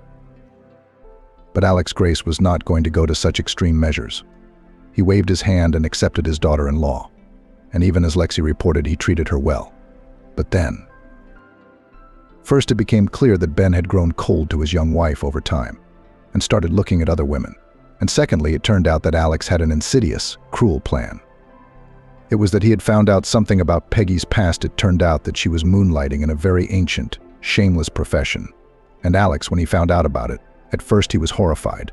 And then he realized that the folk wisdom that there was no happiness, but misfortune helped. Lexi led an isolated life under her masters, and only Edie in her numerous letters could pour out her thoughts and worries. And now letters flew to him, in which she told about everything that was happening in the family. Alex gave an order to his lawyers, prepare whatever tricky moves you want, And as soon as the heir is born, it should be arranged so that Peggy would be thrown out of Grace's family. Divorce, termination of parental rights, and bonus, she could be committed to a mental institution. Lexi was torn about what to do. On the one hand, she had sworn to herself to be loyal to the family of her masters, and on the other hand, she felt so sorry for Peggy. She was basically a good girl. And as for the call girl thing, yes, it had happened. But Peggy only did it because her brother needed expensive treatment. She wanted to take him abroad for surgery. The brother, by the way, died anyway. Eddie was in shock and didn't know what to say to his friend. He was afraid to advise anything. After all, he had nothing to do with it. So he only asked Lexi to be careful. And so Lexi made a decision. She told Peggy everything, and together they decided that she should run away before the birth. Far away to relatives very far away. They quietly packed their things, a little cash. Peggy took one of the family cars and one day secretly left the mansion. And that's when the worst happened. Peggy was speeding down the highway. It was raining. She'd calculated everything. She was still 2 weeks away from giving birth. She had to make it. But she must have been stressed. She felt bad. And then, on the side of the road, Peggy suddenly noticed a frail figure. And she slowed down because it was a girl, just like her, with a big belly. She introduced herself as Helen and said that she was in trouble. Her husband, Pete, wanted to drive her to town, but the car had stalled halfway there. And it was very necessary to go to town. Just today she could see a very good doctor. There he is. Ellen waved in the direction, where by the roadside stood a Ziguli, under the hood of which her husband was digging. He, by the way, noticing that the car was ready to pick up his unlucky passenger, came closer and looked inside the cabin. He nodded approvingly. "It's good that you're a woman," he said. "I wouldn't let Ellen go with a strange man." "So maybe I could give you a ride, too?" Peggy asked. "How am I going to leave the car?" Freddie shrugged his shoulders. "It doesn't seem to be a very big breakdown. I'll get it fixed soon and come and pick up my wife from the clinic." Peggy shrugged. Well, that was a sensible decision. She thought that she would drive Helen to the clinic, and then she would go on her own away from the city, farther and farther away. Then she would take the train. She would go to the Far East, where her relatives lived. Helene hugged her husband tightly, kissed him goodbye, sat down on the front passenger seat, and off we went. Oh, road work. Helene was upset. "Do you know if there is a way around here?" "Yes, there is," nodded Peggy. "There are 2 roads. But the shorter one is often used by big trucks." "Well, maybe we should take the longer one," Ellen said uncertainly. "Can we make it to 4, do you think?" "We will." Peggy nodded. Meanwhile, the rain was getting heavier. It was late fall, and the first snow was falling from the low, slate-black clouds. This second road was really freer. It was not used much at all. Part of it ran through the woods. And then suddenly Peggy was twisted with pain. "What's the matter with you?" Ellen exclaimed. "Is it the baby?" I don't know," whispered Peggy. "Oh, Mommy, it's starting, I think." And apparently at this moment it would be necessary to stop the car. But Peggy did not have time to do it. And also the road was slippery from the rain. And suddenly everything turned upside down, and literally the car shook, drove, and then it flew down the road into the ravine. How much time passed then? How many tens of minutes passed in an agonizing pain and fear-filled nightmare? They were found. Help had arrived. Alex Grace was no fool and quickly realized that his sister-in-law would not have left so easily on some routine errand of her own, so early in the morning, without alerting anyone in the family. And it came out that if it hadn't been for the pursuit of the father-in-law, Peggy would not have been saved, nor her traveling companion, nor the baby, one of the 2 babies born. Yes, the baby was born there, guided into this world only by the love of her mother, who barely hanging on the verge of fainting after the disaster, but managed to muster the strength to give her life. But the second child that Peggy had carried under her heart just a few hours ago did not survive. Alex Grace, when he realized this, was just in shock. He felt as if he had lost his heart. How could it be? His granddaughter, a tiny baby girl, his son's daughter. It was impossible. It was wrong. It shouldn't have happened in his personal world, where money and power allowed him to get everything he once dreamed of. And suddenly, willfully, he lost his granddaughter. "We are doing everything we can," said the doctor of a very expensive private clinic, to which the injured women were taken, in a trembling voice. "But I'm afraid that your daughter-in-law—" "I don't give a damn about her." Alex Grace roared and slammed his fist into the wall with all his might, knocking down the expensive Venetian plaster that lined the visitor's lobby, shattering his knuckles. "Fool," he growled. "Stupid bitch. Let her die for all I care. I lost my granddaughter because of her. I don't care what happens to her." But the doctors, of course, were fighting for Peggy's life because despite the anger, the hatred that was eating away at his soul like rusting metal, Mr. Grace had paid the clinic generously to do what they could for Peggy, and for her traveling companion and the baby she'd given birth to. Not 24 hours after that terrible car accident, Peggy passed away. Faithful Lexi was by her side to the last, and so was Ben. True, already at the end, Peggy said she wanted to talk privately with Lexi. As for Peggy's parents, they were far away at that time. They had gone on a vacation on a trip and physically couldn't get there in time. Andy couldn't bring himself to enter the room. Not to his sister-in-law, not to that other young woman. He stood at the door of Ellen's room and frowned, pondering. Was this what fate had ordained? If Peggy hadn't picked up a hitchhiker, maybe she wouldn't have gotten into the accident either. Maybe. "Can I give her something from you?" the nurse asked timidly. No, Andy shook his head. "Keep her here as long as she needs for her health, and then, no, let her get the hell out of here with her offspring. I have nothing to do with this. Not anymore." Lexi had told Edie in one of her last letters how it all went down about Peggy trying to run away, about the accident, about how she had lost the baby and died soon after. These last letters of Lexi's were riddled with bitter guilt. The faithful maid of Grace's family felt guilty. She thought now that she should have thought of some other way to help Peggy instead of this running away. Then, everything would be okay. And then, Lexi showed up on Edie's doorstep, and he didn't recognize her at first. Clad in black, it was as if her face had aged 10 years. Looking away and stammering, confused in her own speech, Lexi told him that she couldn't take it anymore. She couldn't stay in the family she had spent so many years in, because she hadn't kept Peggy and her child safe. She's let everyone down. "It's not your fault," Edie said firmly. "If my father-in-law hadn't been up to it, why would Paula have run away in the first place? He's the one, the bastard." "I don't care. I'm leaving." Lexi sighed. "And where are you going?" Edie asked, confused. "I have relatives. They live far away," Lexi mumbled. "They have a cabin in the taiga. They'll take me in there. And you. I'm sorry, Edie, but I won't write letters often anymore. Forgive me. Forgive me for everything." Well, Edie felt more embarrassed than ever before in his life. "You're certainly not guilty of anything in front of me." His wife also showed sympathy. She tried to convince Lexi not to make hasty decisions, advised her to find a psychologist. But she went away after a couple of days. When the old man was silent, Maggie sighed convulsively and shuddered as if a bee had stung her, blinked often. What a horrible, sad story.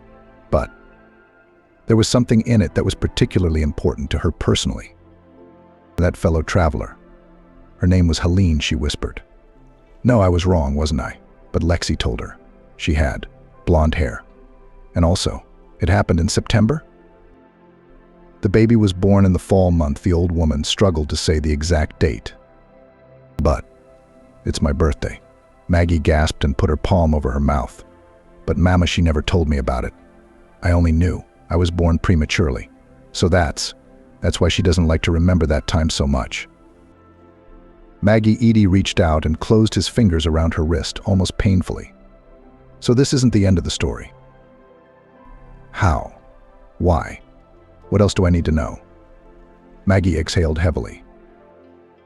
It was so strange. She felt as if she were standing on the edge of a precipice over which a thin, ephemeral, almost bridge had been thrown, and she had to walk across it, but almost certainly risked falling off. But she had to keep moving forward. Lexi. We hadn't seen each other in years. Letters. Well, she sent a card or two a year. Happy New Year and my birthday, Edie said. So usually politely nothing personal. And then, lo and behold, today she came. She showed up in person, after all these years. Said she couldn't keep quiet anymore. She said that she lied to me. She lied to everyone, but now she can't keep quiet anymore.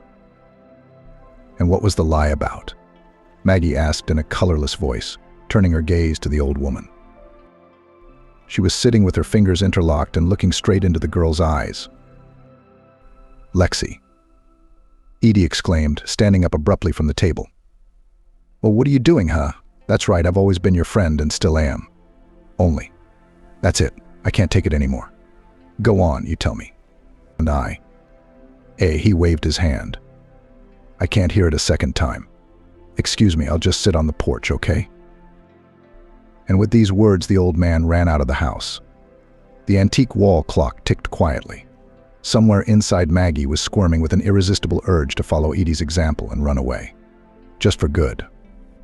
It was as if her intuition was screaming at her, now you don't need to know what that old woman in black is going to say.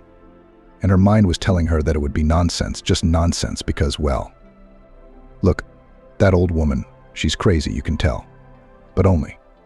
On some other unknowable deep level, Maggie realized that everything she was about to hear would be the truth.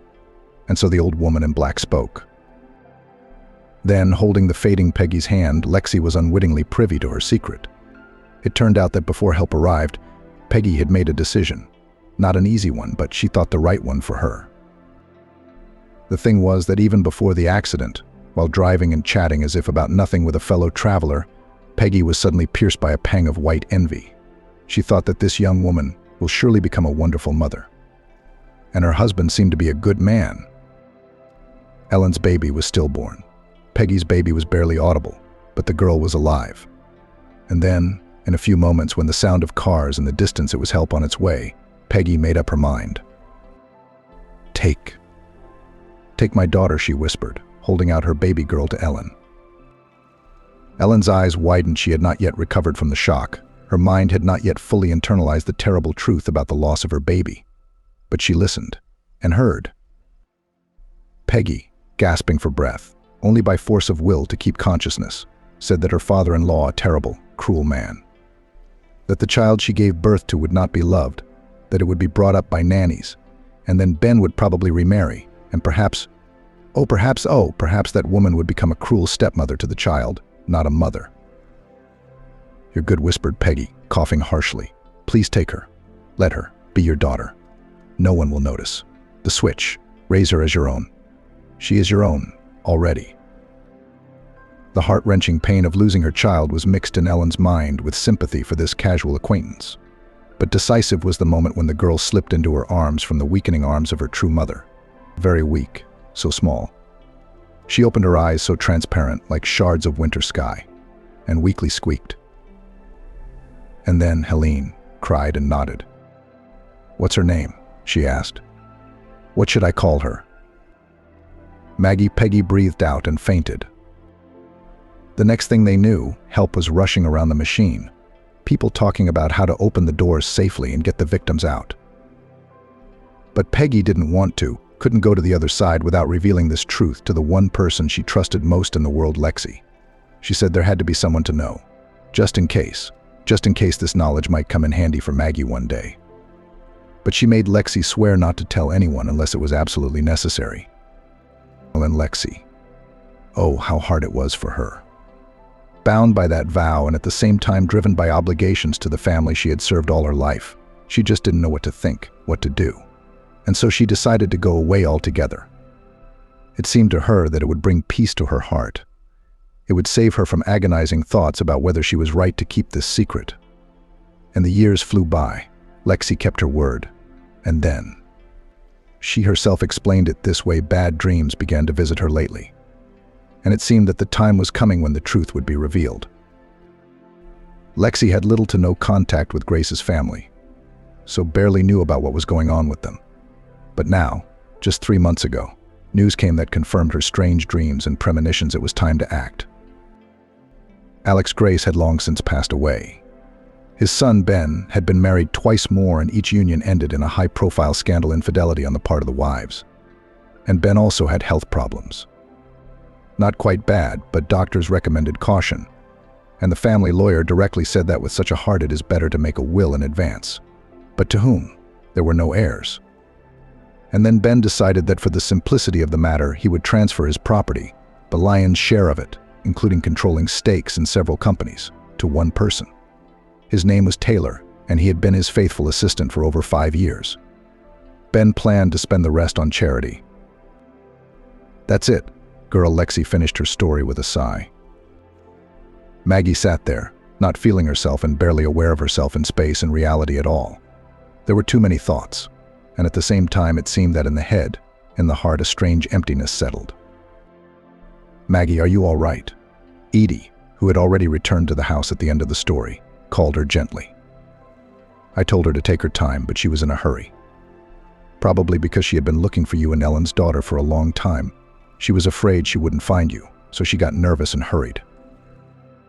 I'm sorry? Did you dump it quickly? The girl replied in a colorless voice and looked at Edie in such a way that he flinched. You. Maggie struggled to speak, her hysteria choking her. She stood up. She stretched out her hand and jabbed her finger at the old woman, who, as if her battery had run out, the battery she had used up on her story had sunk back into herself and was quietly fiddling with her beads. You've been my whole life. My mother. I'm not her kin, am I? No, it's not true. I don't believe it. I didn't believe it either, Edie sighed. Only Lexi doesn't have a habit of lying, and she's crazy, Maggie shouted. No, I don't believe it. None of this is true. Except that with each spouted denial, there was a growing, hard realization inside her, some instinctual realization that this could all be true. Without proof. It's just the way it is. It's a fact. Like the fact that the sun shines during the day except on a polar night. Maggie, I'm sorry, I wouldn't even go near you with all this. Would you believe it? Edie pounded his chest with his gaunt fist. But she did, didn't she? Didn't she run? Well, what else was there to do, huh? You're a fool, I know. I lied, not thinking that you work in our library. No, why? Why did she tell me all this? The realization of a new meaning hit me like a storm. Aha, Maggie exclaimed. What does she think I want an inheritance? That I need money? Well, Edie coughed. Lexi told me that she was old, that she was afraid she'd die with her. And about the money, yeah, what's the big deal, Maggie, huh? Money means something too since you're born with it. Grace, he's a rich man. I had a mom and dad, real ones, my own. I don't want no other. Maggie inhaled convulsively, biting her lip painfully. And I don't want money, and I know I don't want to hear any more. And she rushed out of the house. The hay door slammed, then the front door, then the wicket door a moment later. Edie shook his head. What are we going to do, Lexi, honey, huh? Where am I supposed to put you? Maybe you could whisper an address, the phone number of your relatives, so they could take you away. But the old woman answered nothing.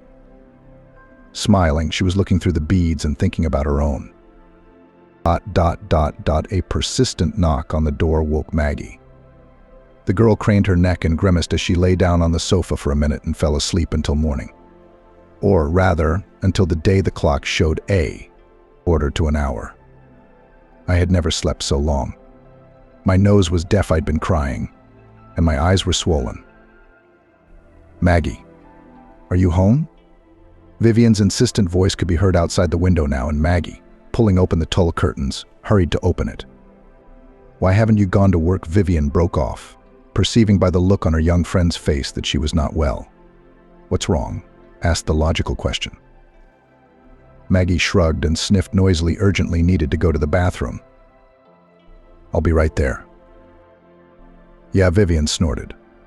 Unlock the door and we'll deal with this together. Shrugging again, Maggie let her in. Somehow I felt so indifferent to everything.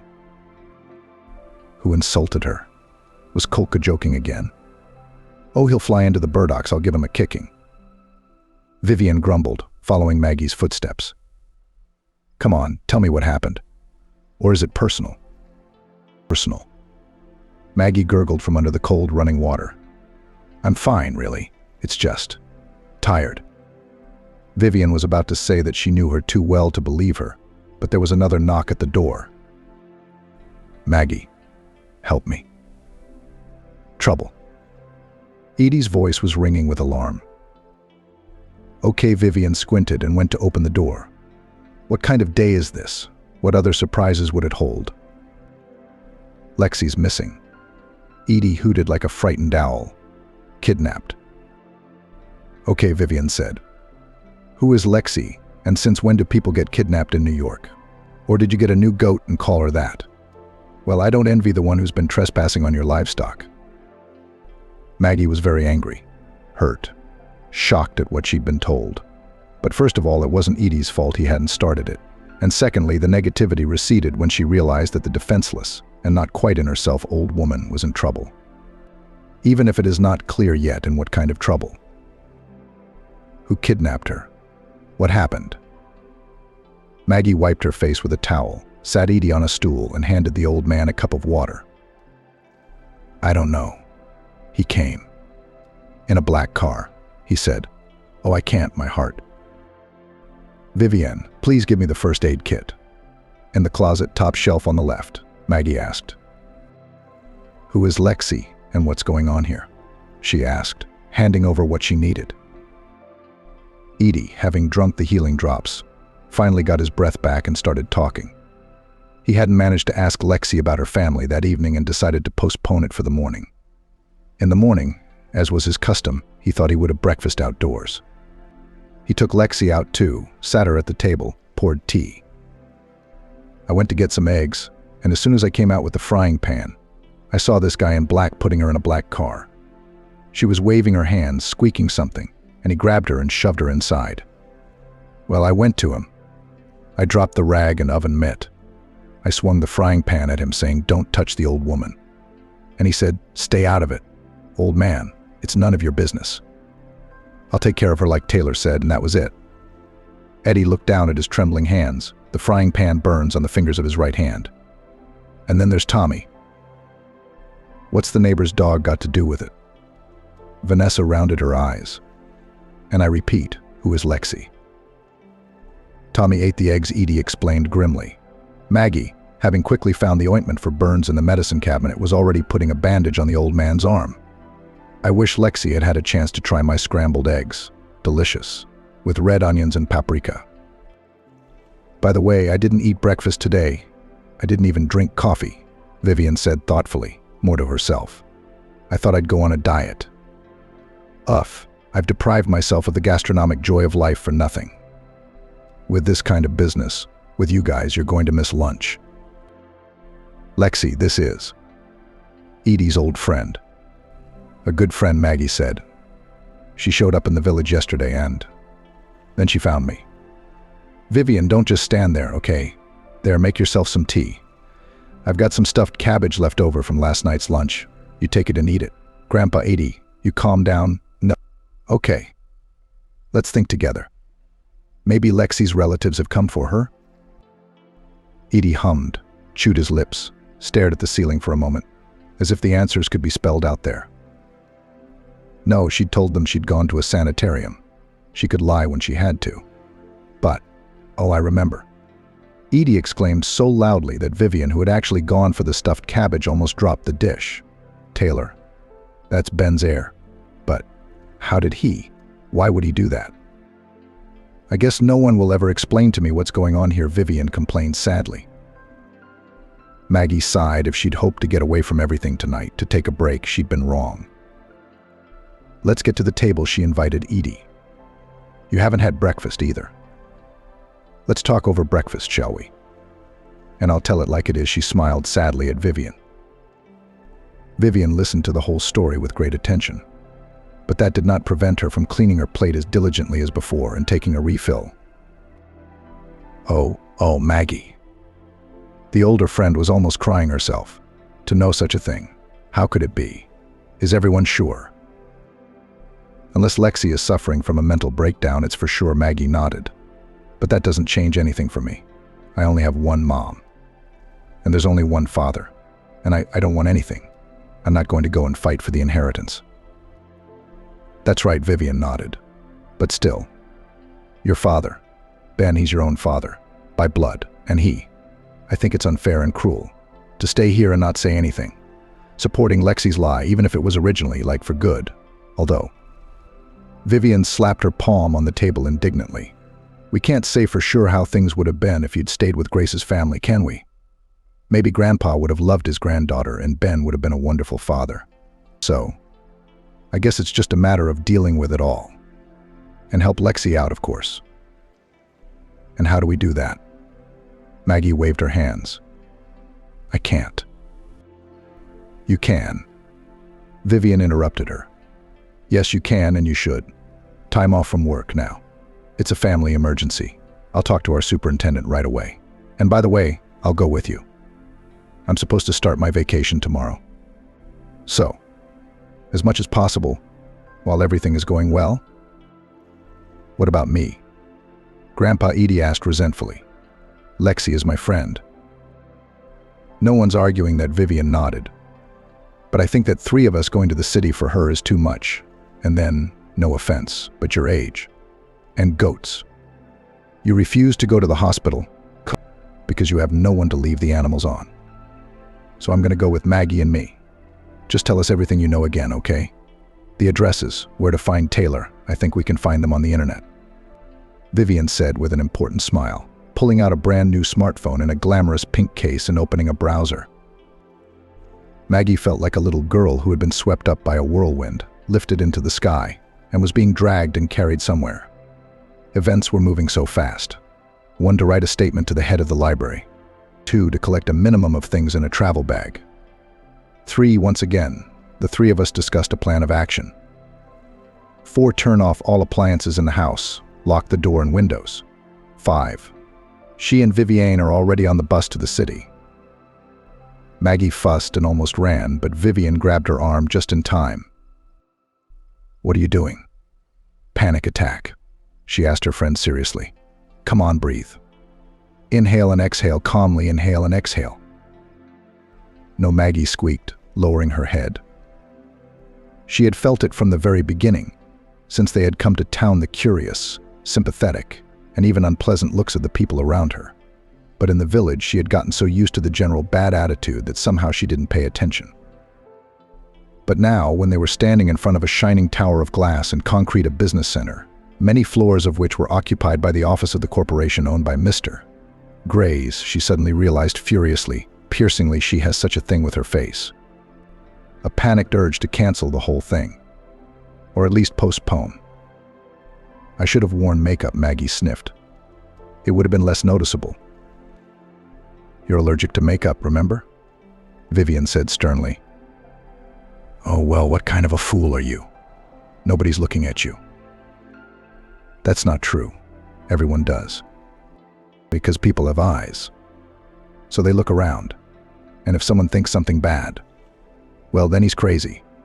And you're beautiful and smart. Do you really think that your father will evaluate you like at the Miss World Beauty contest, instead of just being happy that his daughter alive? Only if your daughter is suddenly ugly, Maggie whispered. Maybe we'll do better tomorrow. Aha. Vivian grinned. We've already spent so much on a room for tomorrow that it's scary. No way. And besides, we're here for Lexi too. Why would they want her? Don't be so shy. Come on, cheer up, keep your head up, don't slouch and smile. Let's go. And Vivian, holding Maggie's hand tightly, headed for the sparkling, clear, clean, revolving door to the business center. The girl at the reception desk downstairs was asked what floor, and passed into the elevator, which lifted swiftly and easily. The doors opened. Are you signed in? Another girl at the reception desk, but now at the office of Gray's firm, asked a question while looking at the computer. No, Vivian answered importantly. We're here to see Taylor, but we have a very important case. I'm sorry, but Taylor only sees appointments or top-level employees of the company, she chirped with stoic politeness. Vivian was not used to giving up. Tell him we're here. Tell him we're here for Lexi. He'll know what we're talking about. The girl frowned, obviously wondering if it was time to call security. poked her finger at the computer. Then she sighed and nodded reluctantly.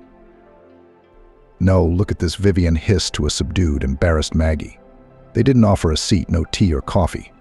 Also, what's it called? Corporation, all kinds of elite society. Hey, this place clearly needs to work with personnel." The girl returned a minute later, surprised and embarrassed. "I apologize. Taylor will see you in her office." She made a gesture with her hand. Straight down the hall, then left. This was the first time this had ever happened to Maggie. She entered the office with the feeling that she and Vivian were going to have a difficult conversation they needed to find out why Lexi had been taken away so unceremoniously, so rudely, and worst of all, they needed to make a statement. And Maggie still had serious doubts about the necessity of the latter. But when she entered the office, it was as if all these problems, as if they melted into thin air, because she suddenly drowned in the eyes of the man across the hall. It must have lasted a few moments in reality, but for her it lasted many times longer. Taylor turned out to be a stately brunette of 35, with correct, as if chiseled by an ancient Greek master, and in his eyes. They were the deep color of a stormy sea, in which the calm shades of indigo in the doldrums had not yet faded. The man was dressed in a dark blue suit to match the color of his eyes, and an off-white shirt, but he wore no tie. "Maggie?" He addressed her in a strong, velvety voice, but Maggie was numb and only nodded. "Taylor?" Vivian, who had almost pushed her friend behind her back as if Taylor would attack and bite her, answered for her. "Thank you for taking a moment for us.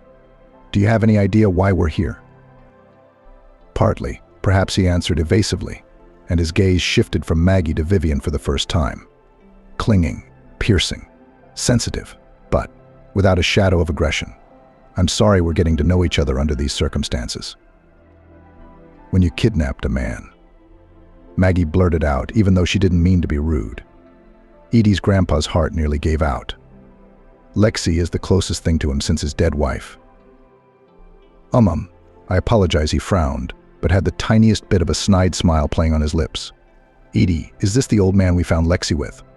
"I'm afraid my man acted somewhat rudely. I apologize. But believe me, the rush was only out of concern for Lexi's mental state. You see, she showed up so suddenly. And then she disappeared." Maggie and Vivian looked at each other. Eddie hadn't mentioned that Lexi had apparently talked to Gorney or anyone else in his entourage before him. "Have a seat, please," Taylor gestured invitingly to the sheet chairs across from his desk. Vivian plumped herself into one. "Coffee, tea?" suggested the landlord. "No, we just want to talk," replied Vivian, sending her younger friend a glance. "Don't say anything yet." "So, I think I should start by clarifying things a bit." Taylor waved his hand in the air. "The situation and explain what I know." "Yes, please," Maggie said, noting to herself that in all this time, which was the odd thing, she hadn't noticed anything in Taylor's gaze that somehow suggested that he'd noticed her stain on his face. And that was weird, because people noticed. She was used to it. And just this lack of specific attention, it had a strange effect on Maggie. It was as if 1,000 needles had touched her weightlessly and at the same time like a butterfly's wing. Taylor spoke. It turned out that Lexi, though she had left the Grays family, wanting to cut all ties, had not been forgotten over the years. Andy and then Ben regularly sent her holiday gifts, scarce things, delicacies, and money. They'd called to see if she needed anything, if there was anything they could do to help the people she was now living with. But Lexi stubbornly refused. And then, as time went on, it became clear that something was wrong with her.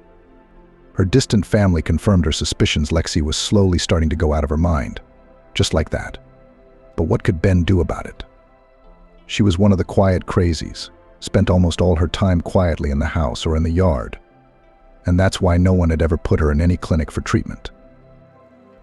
And then just the other day it happened. It was incomprehensible how Lexi in her condition made it on her own from so far away. But she did. And she went to her old address, the Grays mansion. Ben was happy to see his now very old babysitter, but he was shocked at what she had told him. He didn't want to believe a word of it, but he did.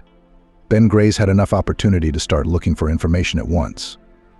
He had learned that the daughter of the fellow traveler lived in the village and Ben was going to come and talk to Maggie about everything, and not just talk. He wanted to ask for your consent to a genetic examination, Taylor said, and looked guilty. You do realize that going on the word of someone who's not quite right in the head. Well, confirming that story could have some serious repercussions. Aha, Vivian said, and added without delicacy. We agree to that. And then you will realize that Maggie can claim her father's property, not you. Vivian, Maggie exclaimed, her eyes flushing with shame. I'm sorry, she turned to Taylor. I wasn't thinking about the money at all. Because she's a silly, naive girl, sometimes in places. Vivian intervened again. An orphan. Anyone can and does take offense, by the way. Who's hurting you? Taylor asked sternly, and looked at Maggie so hard that she felt her ears burn and wanted to fall through the ground. No one. I'm fine. Vivian, enough, please. After Mother, that's when Mother died. I'm the only one she has, and the others. Vivian waved her hand. In general, I see. Expertise. And when, may I say, should the girl meet her father? Or you won't let her meet the father without your expertise? Let's make something clear. Taylor added metal to his voice. And Maggie was even grateful to him for it, because she herself couldn't calm down her friend, who in her understandable, in general, protective aspirations, went completely apart. Since you yourself appeared here, the plans of course change, and I'm ready to inform Ben about your visit right away. As for Lexi, she's gone. I mean, she said she wanted to take a walk down a street she knew, and naturally. You have to admit, we couldn't lock her up, could we? Especially since she seemed to be quite adequate at the moment. It took a while to find her. Ben was worried sick. I sent a man to bring Lexi back when the detective said where she could be, supposedly. And again, I apologize for the rude behavior of my staff. It won't happen again. So. Sighing, Taylor drummed his fingers on the armrests of his massive executive chair. May I continue? And he continued. And Vivian, much to Maggie's relief, remained silent for the time being.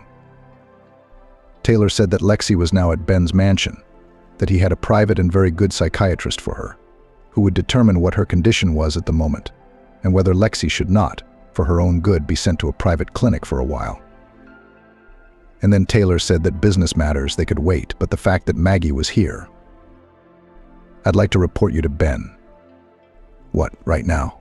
Maggie squeaked. Yes, Taylor nodded. Wait a minute. Vivian spoke again.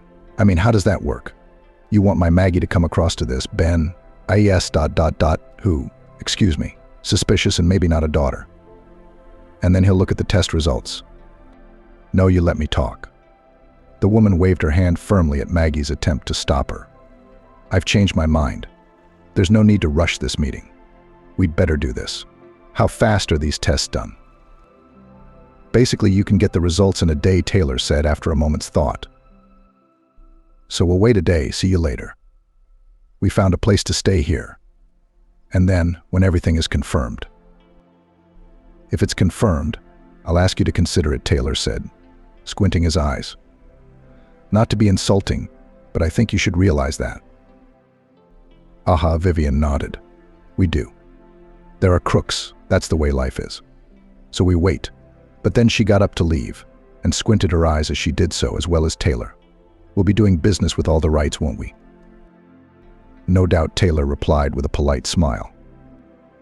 Finally, they said their goodbyes and left. And what a long day it seemed to Maggie, and the next one was even longer. Vivian, as if sensing her condition, didn't talk about serious matters and instead talked about everything. She took Maggie out for a walk in the park. The weather was wonderful. And of course they called Edie's grandfather and reassured him that Lexi was fine. And then, pack up. Vivian told Maggie after she finished talking to Taylor, he's going to pick us up and we're going to meet your father. So, feeling weak in her knees, Maggie sat down on the edge of the bed in the room. The results of the genetic test. They confirmed that I'm his daughter? Yes, said Vivian. Good, Maggie nodded. I'll be right back. Just for a minute. And she went into the bathroom. Vivian could hear what was going on in there. Maggie was crying, but she didn't disturb her, realizing that it was natural and in a way even normal. After all, Maggie had just received confirmation that her beloved mommy and loving father, it turned out, were not her own in the very same sense. She, of course, it was clear she wouldn't have changed her attitude towards them for the worse. Still, it was quite a shock. Half an hour or so passed and Maggie came out, washed, not shivering. You could feel the man pulling himself together. "I'm ready," she said. They were silent on the road, and everyone, it was clear, was thinking about their own things. Maggie barely noticed that the house she had driven into was a whole suburban mansion surrounded by a gorgeous garden. Taylor was in the driver's seat and gallantly opened the doors in front of the women. Vivian only snickered at that. Maggie absent-mindedly accepted the offered hand, climbed the stairs, entered the marble lobby, which in terms of floor space would be a modest one-bedroom. Maggie froze, because here they were met by a man. He looked even older than his mature years, but in him, though he stood motionless, there was a hidden strength and a need to live impetuously. He gave the impression of a master of life, but right now, he was confused. "I am," he said. "I guess I should have come myself. Or how? I don't know." He nervously ran his hand over his gray and balding head.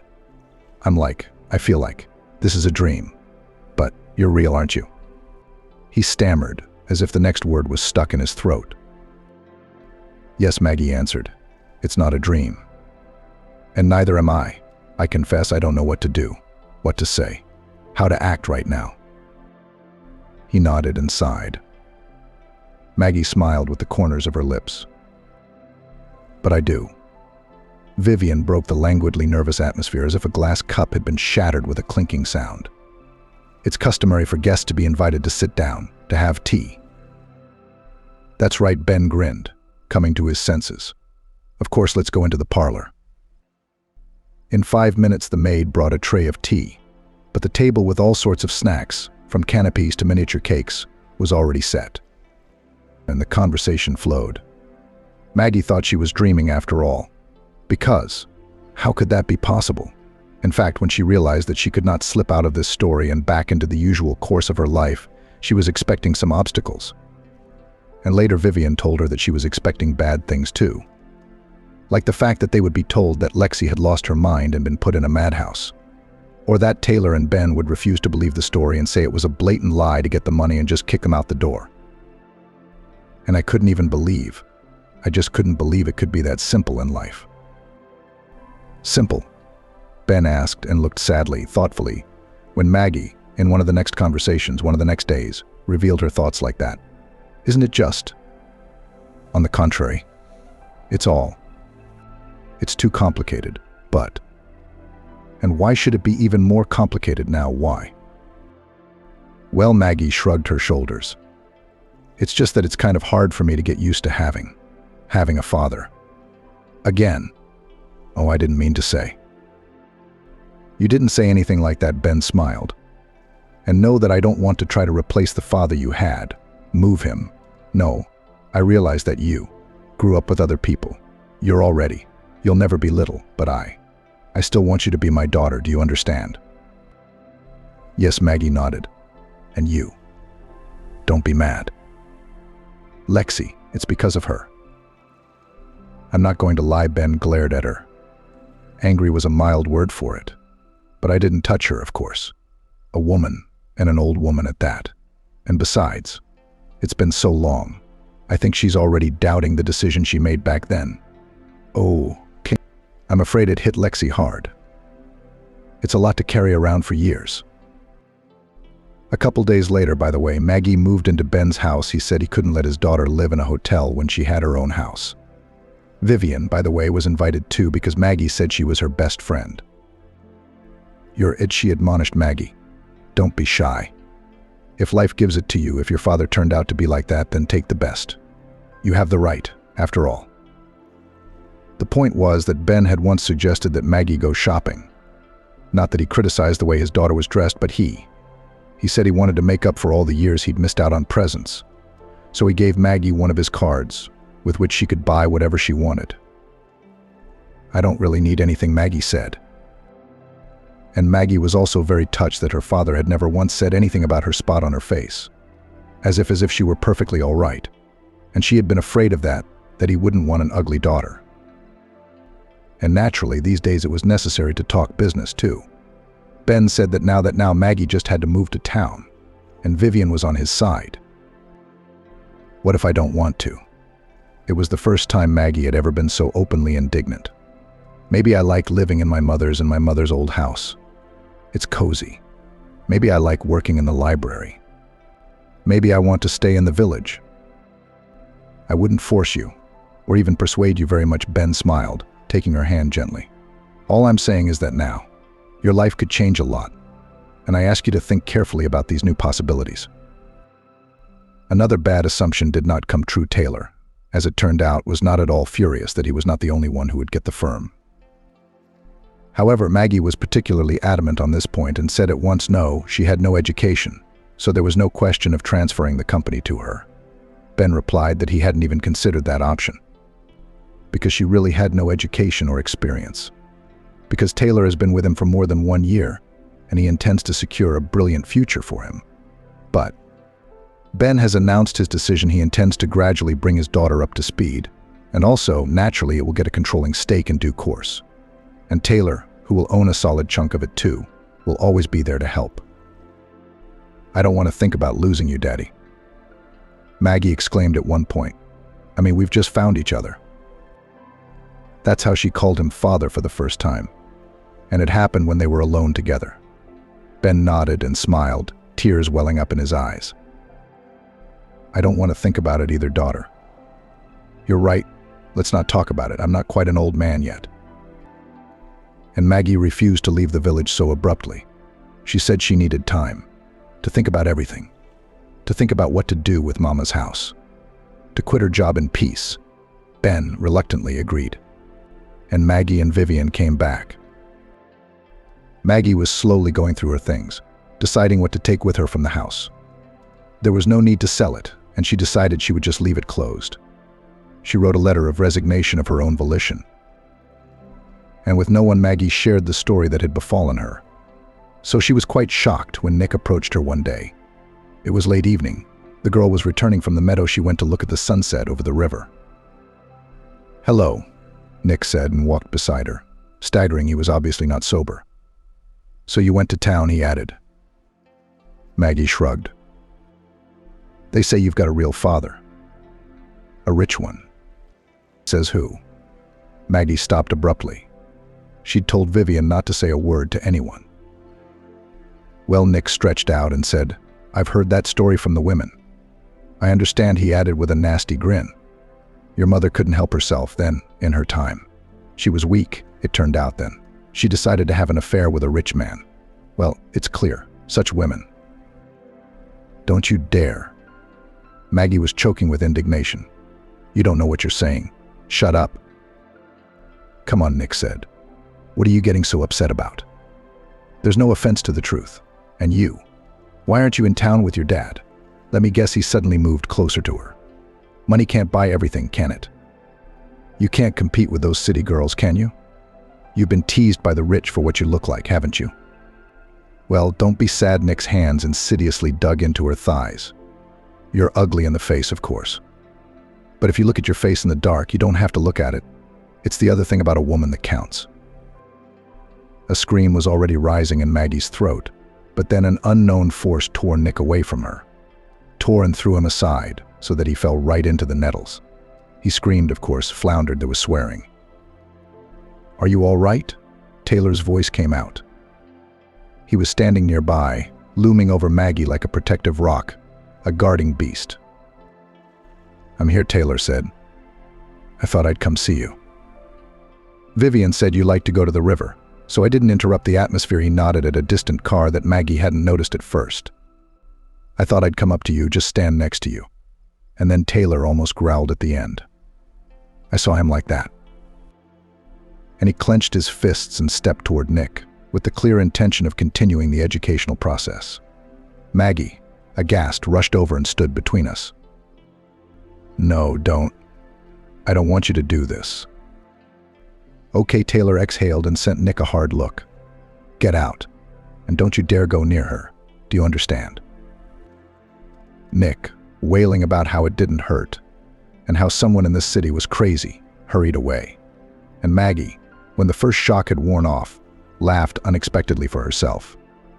And then Taylor took her hand and said that, since he'd somehow gotten to the very end of the sunset, maybe they should watch the stars go up. Maggie agreed she loved to look at the starry sky. "I've been thinking about you a lot," Taylor said. The girl withdrew her hand. Oh, what a strange tone he had. And then she froze like a frightened deer because Taylor had said he really liked her. Impossible, Maggie breathed out. "No, it can't be." "Why?" he asked. "I realize that we don't know each other very well." "No, that's not what I mean." "Then what is it?" You see," Maggie replied with tears in her voice. I'm ugly." Taylor was silent for a moment. Then, he suddenly turned her toward him and put his palms down on her shoulders gently. "It's dark now and I can barely see your face, but I know it's beautiful. And when the sun comes up tomorrow, I can say it again without lying. I really think you're an amazing girl, and I really like you, I'm not kidding. It's different if you say no just because. Well, maybe you're not ready for a relationship, or maybe I'm not your type of man. Or you don't want to confuse personal and professional relationships after all. Ben said I'm supposed to help you get into the business and help you choose the best training so you'll be ready to take the business one day. In that case, I'll accept your choice, and the most I dare ask is to be your friend. But if you refuse me because of this, because of what's wrong with you, then I can't accept it. And I want to ask you out." Maggie had never before, since the stain had taken over her face, thought that love would be possible for her in this world. And even though Taylor had not yet said that very cherished word love, she could understand, she knew in her heart what he felt for her. But the trouble was that it was unexpectedly hard to accept it. But thanks to what he had told her, she was ready to do it. Maggie began, ready to answer with a timid assent. And she wanted to add that he might not think her a frivolous person for agreeing so quickly.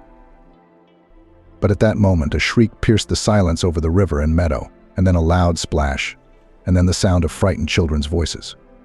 Maggie rushed to the sound, and as she rounded the dense thicket of young trees, she finally realized what had happened. It turned out that it was 3 children of Ty they thought to go night fishing, settled on the highest place of the shore. But one, the smallest, fell off. "Damn it," exclaimed Taylor, who came after Maggie. "I can't swim." "I can swim." Maggie just kicked off her shoes and then jumped into the water. It was not so high to fly down, but the shore was not flat, but steep, going sharply into the depths. Muddy water muffled her. But Maggie didn't give up. A few strong strokes, she looked into the murky expanse of the river around. Got it. Tightly grasping the child's figure, she reached up to the air, to life. It took some more work to get to the part of the bank where they could get out. Taylor grabbed Maggie and the boy.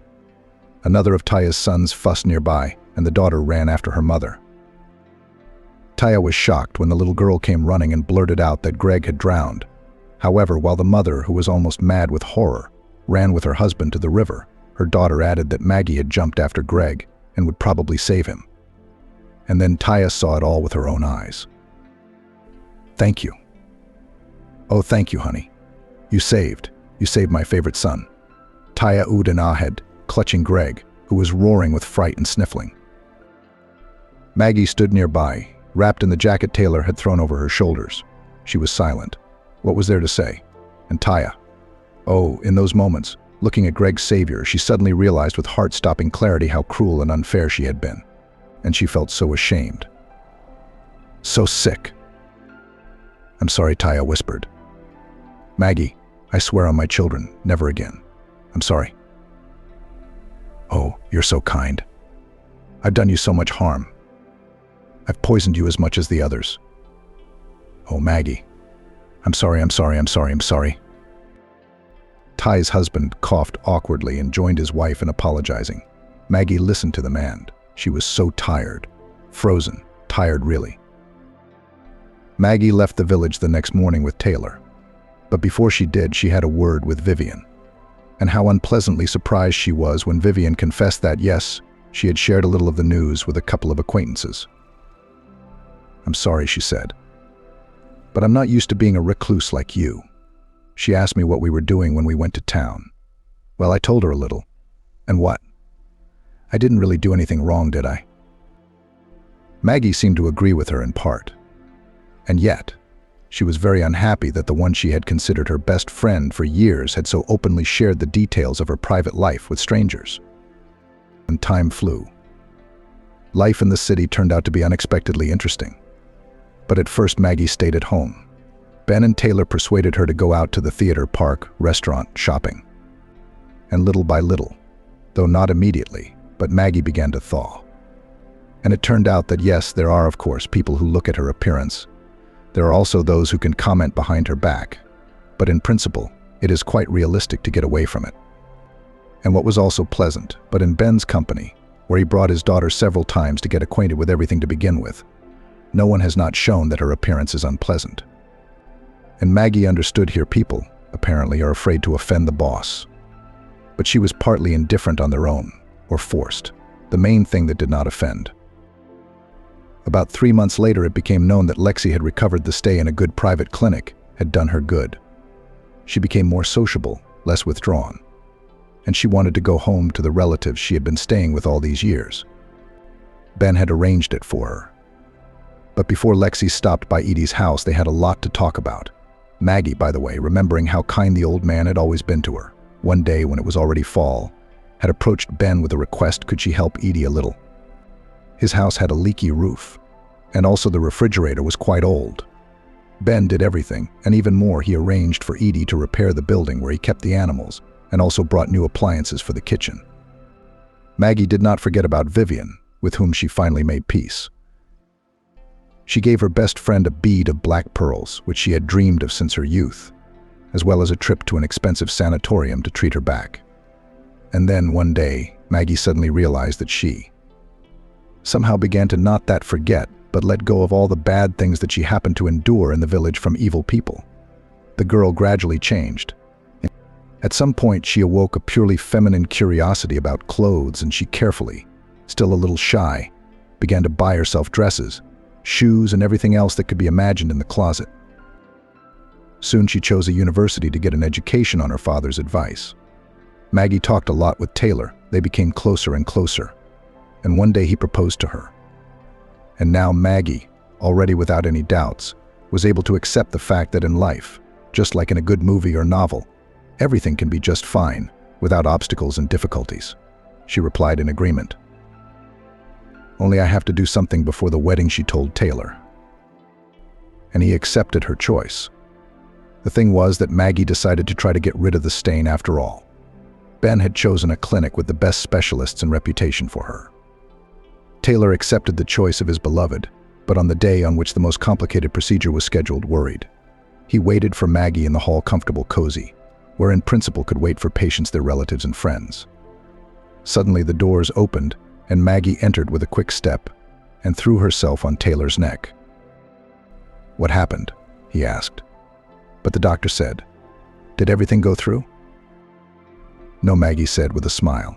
"They canceled it." "But why?" And then she explained because she didn't need it anymore.